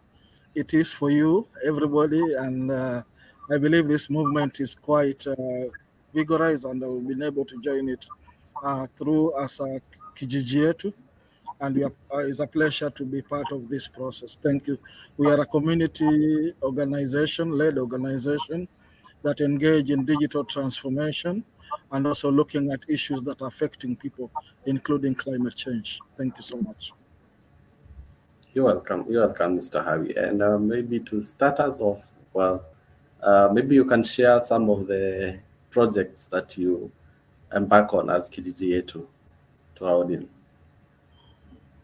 Okay, thank you, Timothy, and it's always a pleasure to have you. And I always feel at home when I'm engaging with in this process, because one is that I believe everybody has something to do for this world, and change is something that for Kijiji too, it's about the people and what they do for their life. So what we've done in the recent past, like the course of last week, we were doing internet deployment in one of the lake basin community, because we felt that they have been left behind, and they have been left because they are not able to be part of the national processes, especially in issues of disasters that have been affecting communities. So the internet is there to uplift their digital literacy, give them skills, and also to ensure that at the end of the day, they're able to participate in digital economy, and also be able to capture real-time information, so that they can be able to deal with rapid issues of climate change. So that's what we have for now. Great, Mr. Harry. And maybe you can share with us how your experience has been, as you lead KGGA to in digitalizing some of these areas that are not yet connected with internet. Seeing a village or a society that has not been linked to internet before, and you go there and you digitalize the entire place. How does this make you feel as a person? Okay, thank you. Thank you. I can say one of the things that is happening now, the cost of living is rising very high. And you find that everybody has moved from using the traditional method of communication, and their life has been defined by a little gadget called the mobile phone. And the mobile phone has a lot of effects. One is that some of the materials that are harvested from the mobile phone are coming from communities that have been left behind. And you find that exploration of minerals has become very challenging, and many multinationals are not giving back to communities, like you talk about titanium and uranium and those kind of things. So what you're saying is that if technology is something that is going to define communities, and the communities are left aside, it's important for us to see how we can ensure that from the urban gardens to the renewable energy, and communities need to come up with sustainable solutions where they can be able to deal with their own issue. Like right now, you find that issues of coal, where communities are being told that there'll be a lot of investments. Like there's a place next to where I stay, where they've discovered coal and they've discovered gold. Find that those communities have been able to be removed from that. So the government is not giving them alternative. The second thing is that you find that communities, because of lack of jobs, many young people have been able to dig soil to make bricks. So you find that there is a lot of soil erosion, and there's a lot of soil degradations in those areas, because there's burning of charcoal, which trees are cut down. And also we have a lot of challenge where the leftovers are dumped aside, and you find that there's no clear waste recycling and dumping of waste. So you find that they're able to go to the rivers and able to interfere with the life of the fish, and you find there's been a lot of depletion of fish within the lakes. Thank you so much. welcome, Harry. And you mentioned something that as we are starting about, connectivity and infrastructure, whereby, it's been a challenge. I believe it's a challenge in providing digital connectivity in some of the areas where, you don't have reliable internet access. So maybe to ask a question, what what infrastructure or technology do you implement to bridge the digital divide in this area? Yes, thank you. Just to give a case, like almost 2 weeks ago, we went to purchase equipments that are required for internet installation. We found out that it had gone up by 30%, which affected our budget. You find that some of the gadgets that are not, they are not subsidized by the government. So you find that communities cannot be able to purchase. And then also government has standards. So like for the mast, you cannot use anything apart from the metal, the aluminium metal that is. There are people in Brazil who have been able to come up with masts that are used, like the bamboo mast and things like that, which are more durable and more eco-friendly. So you find that because of the laws that we are having, we cannot be able to come up with innovations and come up with things that uh, you can adapt within the reach of those communities, like even ensure that local resources, local knowledge, and indigenous knowledge are adapted to this. So this becomes very difficult, especially for communities that want to embark on the pathway of information technology, because one is that we're able to use gadgets that are not from Africa and they're very expensive. You cannot be able to do innovation, and some of the schools that people are learning from find that they're not able to, some of the subjects they're not able to come up with alternative solutions. The other thing also in terms of electric, there are a lot of electricity breakdowns. Like you find that within the last mile of this community, you find that many of them do not know if they're able to access electricity.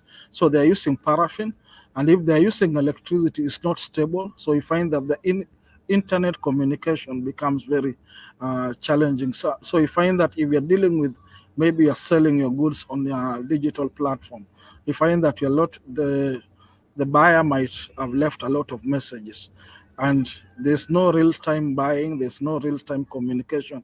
So you find that many people are able to lose market. And then also the last thing is that you find that the technicians in these areas are very scarce. So you find that people were able to learn about this because they're losing very big names, and the big like things like when you talk about artificial intelligence, some of these things exist within the African culture. So you find that these things are also some things that are affecting us. And then the last point is that you find that technology cannot work effectively where there's a lot of wind and there's a lot of tree cover. So if you find that some of the things that we learned is that some of the masks that we have here are of low quality. We find that the standardization is also affecting some of this community. So at the end of the day, you find also dumping of computers. The computers that we use are second-hand. Find that some of them are dumped here, they're not of high quality, and you find that the speeds are very low. So you find that you're not able to have good bandwidth so that you can be able to compete with the world now. Thank you. That's interesting, Harry. And maybe to talk about youth empowerment, which I believe it's one of your strongest pillar, and maybe to ask or maybe to just share with our audience some of the initiatives that you have specifically that are meant to empower young people in these communities, and also are the trainings or rather the educational resources provided to enhance digital digital skills among the youth. How impactful has it has they been to our people, to these young people? Sorry for that. Thank you, Tim. It's a very interesting area, and it's a very interesting discussion, because one of the things that has happened, you find that young people in Africa are still learning things like Microsoft Word, Excel, and things like that. You cannot compete with a child who is doing coding in America, who is doing things like cybersecurity within the lowest class. So you find that our syllabus really affects. At times, we find that our syllabus is able to affect us. Are you back? Yes, sir. Are you Yes, sir. back? Yes, sir. Continue. Okay, I was just saying our syllabus, we find that our syllabus does not cater for training of young. And this is something that we have seen as a gap at KGG. So one of the things that we are doing, first of all, is to ensure that young people have digital skills. How do we ensure that? Is that one, they know how to browse through the internet so that they're able to find the safe places, they're able to find where to get content, what kind of content can they be able to share. And this is required because one is that you find that we need a lot of skills. So one of the areas that we are keen on is artificial intelligence. So we are training young people on artificial intelligence. We are training young people on cyber security. We are training young people on issues of robotics. We are training young people on issues of Internet of Things. We are training young people on issues of social media, because we believe this is the future of work. And this, if they talk about future of work, the works that we are doing, which were traditional, you find that young people now are not interested in going to a work that will take almost 8 hours standing on the room. So you find that people will want to use their gadgets, and you can be able to make money through your gadgets. How do you make money, and how do you monetize some of the content that you are using every now and then? So that becomes a very big area for youth empowerment. And that's why for us as KGG, we believe that if that is the pathway that we are taking, then that is something that is for the future. Thank you. You're welcome. You're welcome, Hawi. And it's interesting to hear, share of these, programs that you're taking these young people through. And maybe the next question would be, how impactful has these initiatives been to these young people in terms of making them earn livelihood? Yes, one of the things that we've come to realize is that if you go to the content that we have within the internet, you find that content right now does not reflect on what we see on the ground. And content is about people, content is about education, content is about knowledge. So you find that, let's say, for example, the technological innovations that you have, let's say, like to reduce greenhouse emission, to increase energy efficiency, and also to promote sustainable solutions. We find that these things are not, because one is that young people do not have a lot of time within the internet space to come up with innovation, because the spaces that are there, you find that the spaces that are there are spaces that are not safe. So you find that many of them are engaging on cybercrime, they're engaging in cyberbullying, they're engaging in things like that. So you find that it affects us. It affects us because one is that this is the culture that is being pushed down. And if we are not able to protect our young people, like even to come up with people who can use, let's say like an example, some of the trees that we had in some of the communities that we used to use, where you can just go and pick some indigenous tree, boil it up and take it, and then you're able to solve your problem of headache. And you find these things are sold within the streets of Nairobi. But this process has not been monetized enough. And you find that this is an area that needs a lot of training, needs a lot of sharing of information, because the future of work is not green for young people. Another issue that I would love to share is the issue of the, let's say we talk about the culture and some of the languages that we use. You find that localization, because we're talking about climate change, localization of certain things that we use. There's a way we used to predict our planting. There's a way we used to predict uh, our harvesting time. There's a time you could recognize and know that the floods were going to hit the places where we stay, and even if there was a possibility of fire. And these things existed within the community. So you find that there is no space, or say if they are there, they're limited space, and they're decaying each and every day. And you find that the old people who have this kind of knowledge are quickly dying out. So we need to collect this and be able to put this into a space. And I think it is for you. It is for you as a space.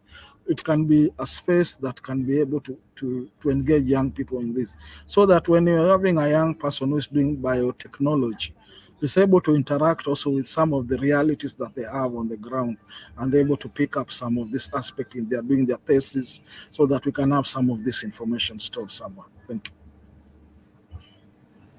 You're welcome, Hawi, and that is so great. And I think that forms my a basis of my next question, which was on environmental sustainability, whereby my question is there a way that you've anchored for environmental sustainability practices? I didn't get that one. I'm asking, is there a way, or rather, do you have a mechanism that you've anchored and environmental sustainability practices in your programs? Do you have programs where you get to teach young people on some of the environmental sustainability concepts? Yes. I think one of the ways is very clear, because one is that counties are able to come up with climate financing bills. So one of the things is that if counties this can be devolved within the ward level, where we can be able to engage young people who are in youth groups, women groups, and even the border groups, so that they can come up with innovative ways, and which can be supported with some of the MCS and some of the local communities that are.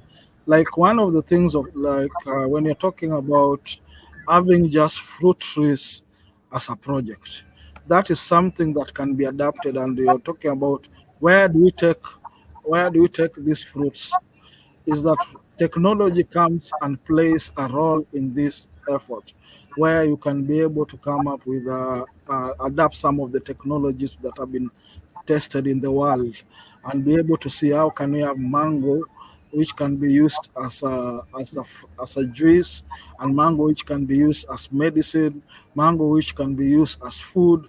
And we find that this becomes a very important. And when you have counties that are partnering with their own people, then you're able to see these counties are able to make a lot of money, so that we cannot only look at building roads as the only way. We find that within the county, because these are the people, the governor can be able to say that we are able to create 50,000 jobs through the climate financing fund. And we find that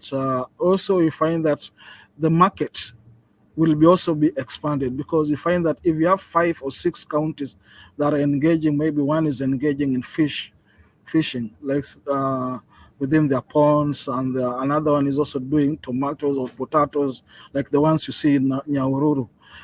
Where how can they be able to use even the byproducts, let's say like you use the potato peels, where because we've seen people doing this on YouTube, where they've been able to come up with innovations where they'll be able to crush the potato and mix with a few other ingredients and sell them as medicine.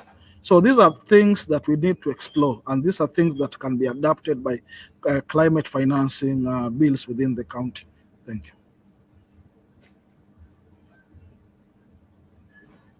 Collins, maybe to answer us, to ask a few questions as well. Collins?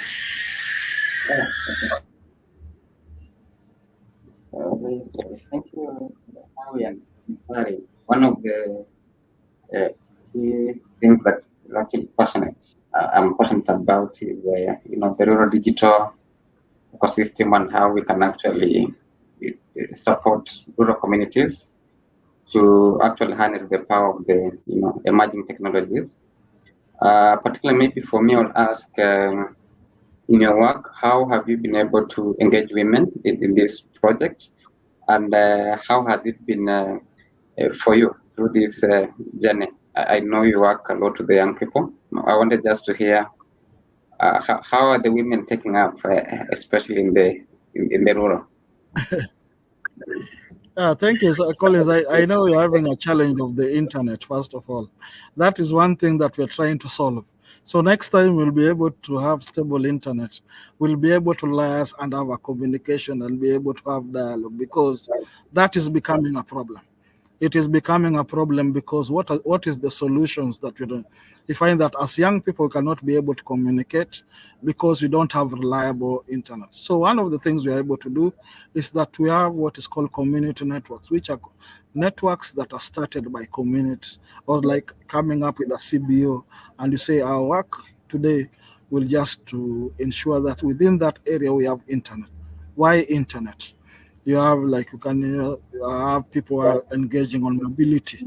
When they engage on mobility, let's say like we find that people are able to use put their money in a manageable way where border groups instead of spending the whole day, they can be able to access customer as through your mobile phone. You can be able to reach out to someone and be able to transfer some of this money to also a mobile bank somewhere. So you find that the economy of scale is able to move from one place to another. The second thing that you have to say that we need skills. And the skills that we need is to compete with other people in the skill. The skills that we have in 21st century are no longer about the traditional skill. It's about skill. You need to be an all-round person. You can be a border person, and at the same time you can be a social influencer. How can you do this? Because you can now be able to put, and you've seen people who have been able to put the videos, the storylines, the practice within the platform. So you find that you're able to do this, and this can capitalize, and you're able to subsidize some of the things that you do. Another thing, sorry for that.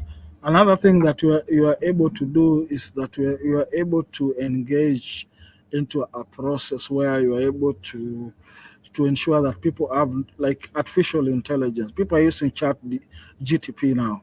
How do you use chat GTP to better your education?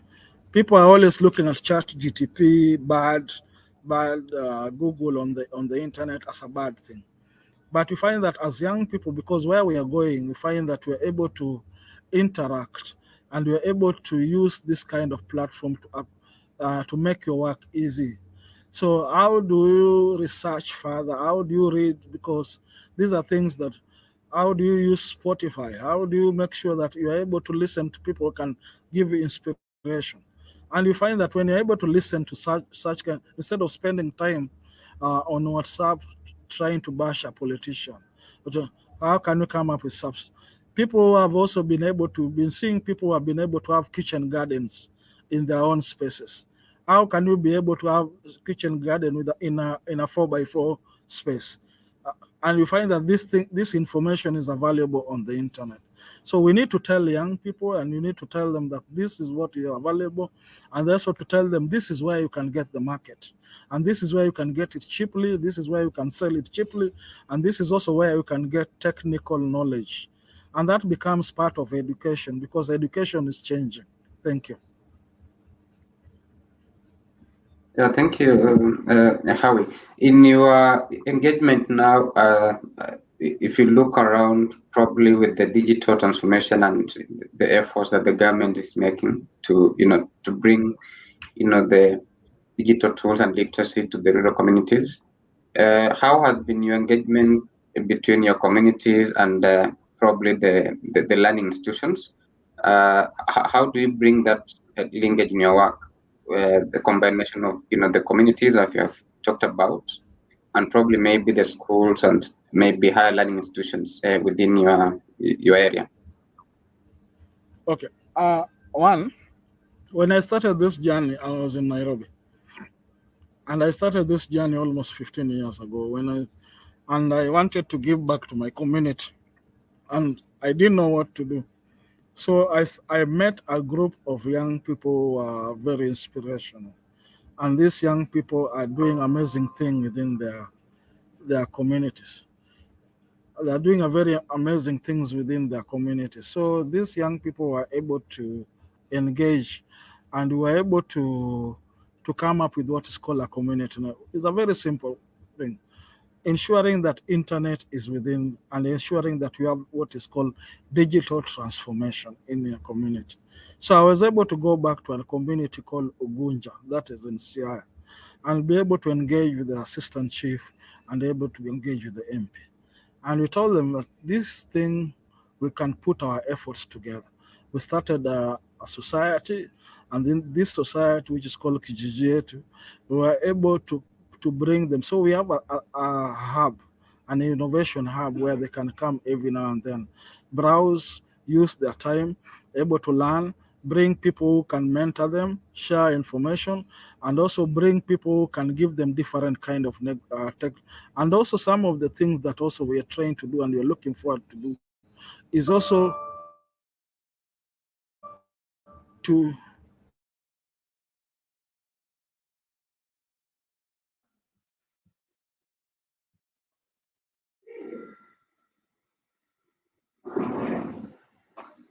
Okay, I think since Hawi is experiencing a bit of internet connectivity, we shall be getting him back in a while. Yeah, for sure, it happens. It's internet.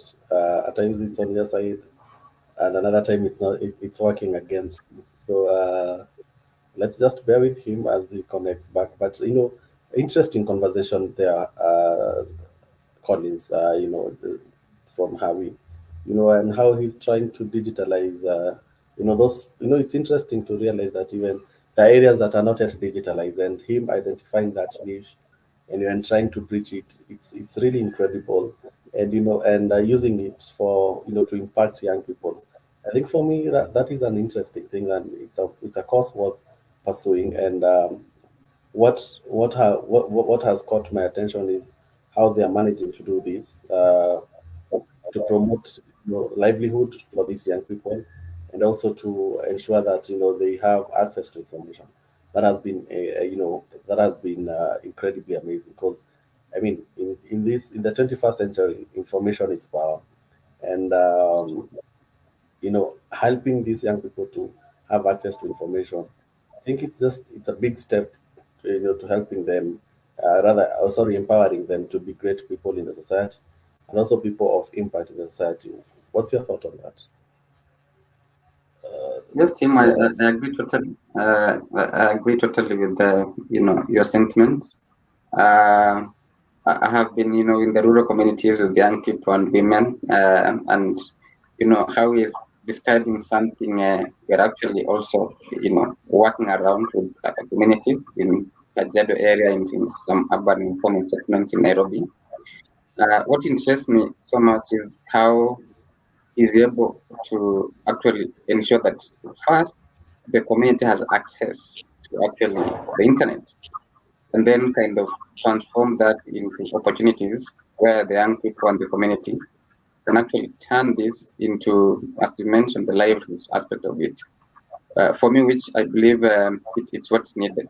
It's not just about the literacy aspect that people have, access to internet, but how do you also provide, the opportunities, the linkages, the networks around that, so that in a way, what we call the rural economy picks up to help this, the young people to put money in their pocket.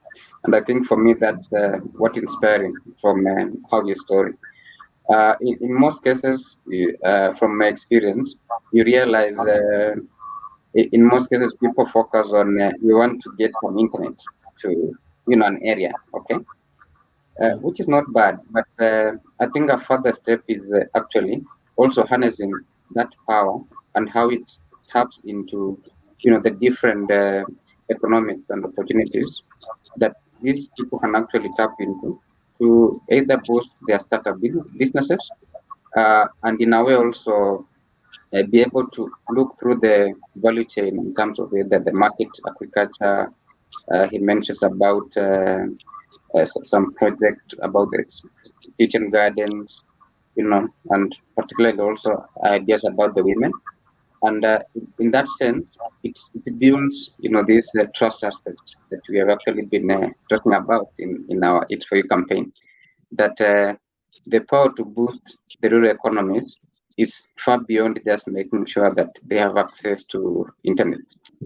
It's actually, leveraging and giving them also the networks and the opportunities from, the outside market, so that in that way they actually can sustain their business ideas. So for me, it's something I applaud Hawi so much, and I look forward to actually connecting with their story and with their groups as well. Yes, Tim. I agree. It's a story that everyone would want to listen and watch, and maybe duplicate it to other parts of the world.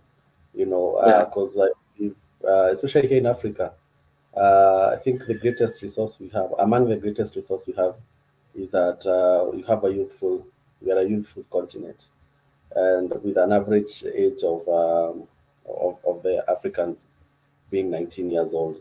So that's really a youthful continent, and empowering them to with such skills, with such information, then that sets us at a very integral pedestal as a continent, whereby we can be able to you know uh, empower and become great people in the world, and also drive change, and change not only in the environment space but also in other spheres. So it's a conversation that I believe will not end here. We'll take it to the next level, and I can see Mr. Howie still having some challenge in connecting back, and maybe we can have him any other time. It's fine. And Collins, tell us what next do we have online. Okay, so thanks, Jim. Probably we can. I thought of getting into the ECGN story and getting to hear more about this the amazing work this book is doing, and also just taking into that a few activities and the interviews that the ECGN team has been doing. I thought we could just go back to get, if you have a recording of their past projects. We could get into that.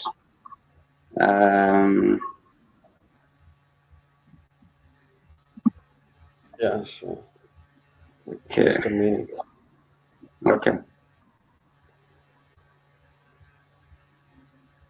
And remember, team, I'll be getting to request my song from Larry at the end of the show. So it's okay. Just, It's okay. I have it for you. all right. Okay.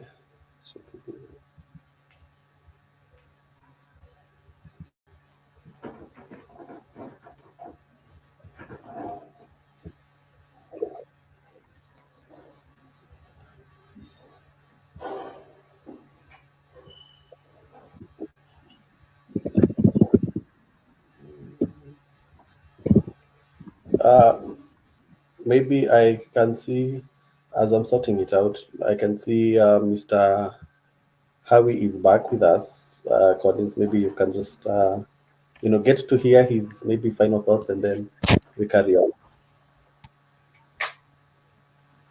Okay, Tim, thank you. Sorry for the interruption. There was an electric blackout. So now I'm back.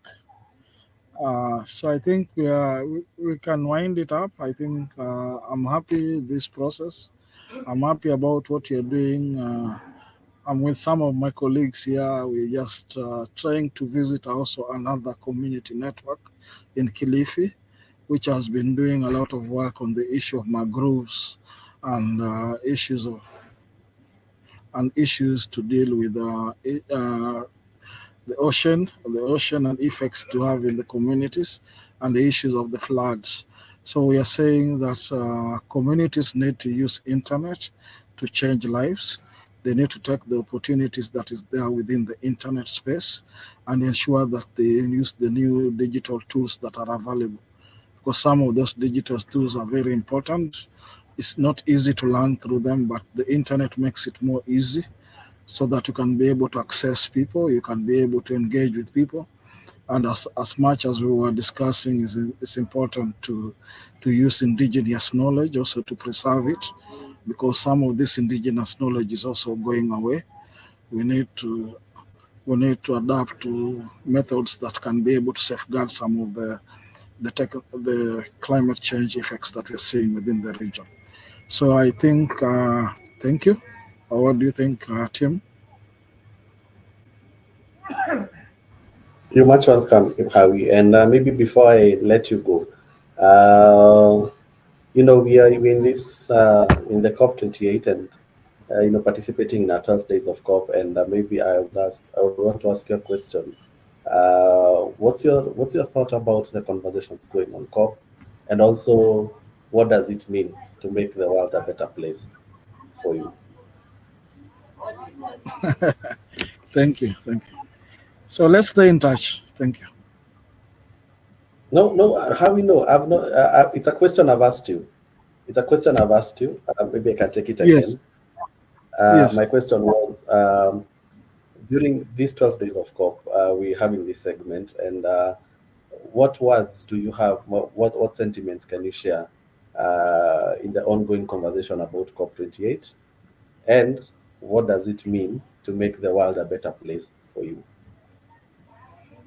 Okay. Thank you, Tim. One of the things is about there is knowledge existing outside there. Some of the knowledge is something that we don't see very easily. So I praise the It's For You for bringing young people all over the world and discussing about the COP28 and what it means for them. Because one of the things is that little by little steps that we do, whether we are able to use infrastructure that are adapted to our technology, like uh, let's say communities that have used bamboo, some people able to bring down the cost of equipment, able to also deal with the issue of renewable energy where you can adapt instead of relying on only electricity. That becomes very important. And then there's also the issue of mobility. How do you ensure that you are able to adapt to mobility that can be able to be monetized and be able to give you, because the future of work is changing and the future of work is found within the internet space. So I think this is very important, and I think for COP26, it's important to also have a location in climate financing so that we have projects that can be able to adapt initiatives that can be done with young people within the world level, so that we can now we not talk about issues of young people going uh, to unblock wells. We talk about young people sitting down in hubs, coming up with projects like even coming up with projects of waste recycling or e-waste, some things which can be able to solve the world. So I believe this is something very important, and I look forward to this platform to be able to push some of the things that, because we're able to see even the issue of just roads and road safety is also something to do with climate change. How do we come up with roads which are better? How do we come up, use some of the waste to build some products that can be adapted with some of the communities? Thank you so much. You're welcome. And maybe as we close this, Hawi, we are doing a segment in our 12 days of COP that we are calling it Book of Trees. We are calling it Book of Trees, whereby we are sharing stories about a tree that we connect with. It could be a tree that you planted a long time when you were growing up. It could be a tree that you planted recently, or it could also be a tree that you. Yes, I want to tell you about a case where we just and one of my when we finished installing the mast, we planted 8 trees, which shows that we care for the diversities and we care for them. And we were able to use as the symbol of trees are very important and they'll play a lot of work during the process of engagement with young people. One is that these trees are fruit trees. These trees were trees that can provide shade.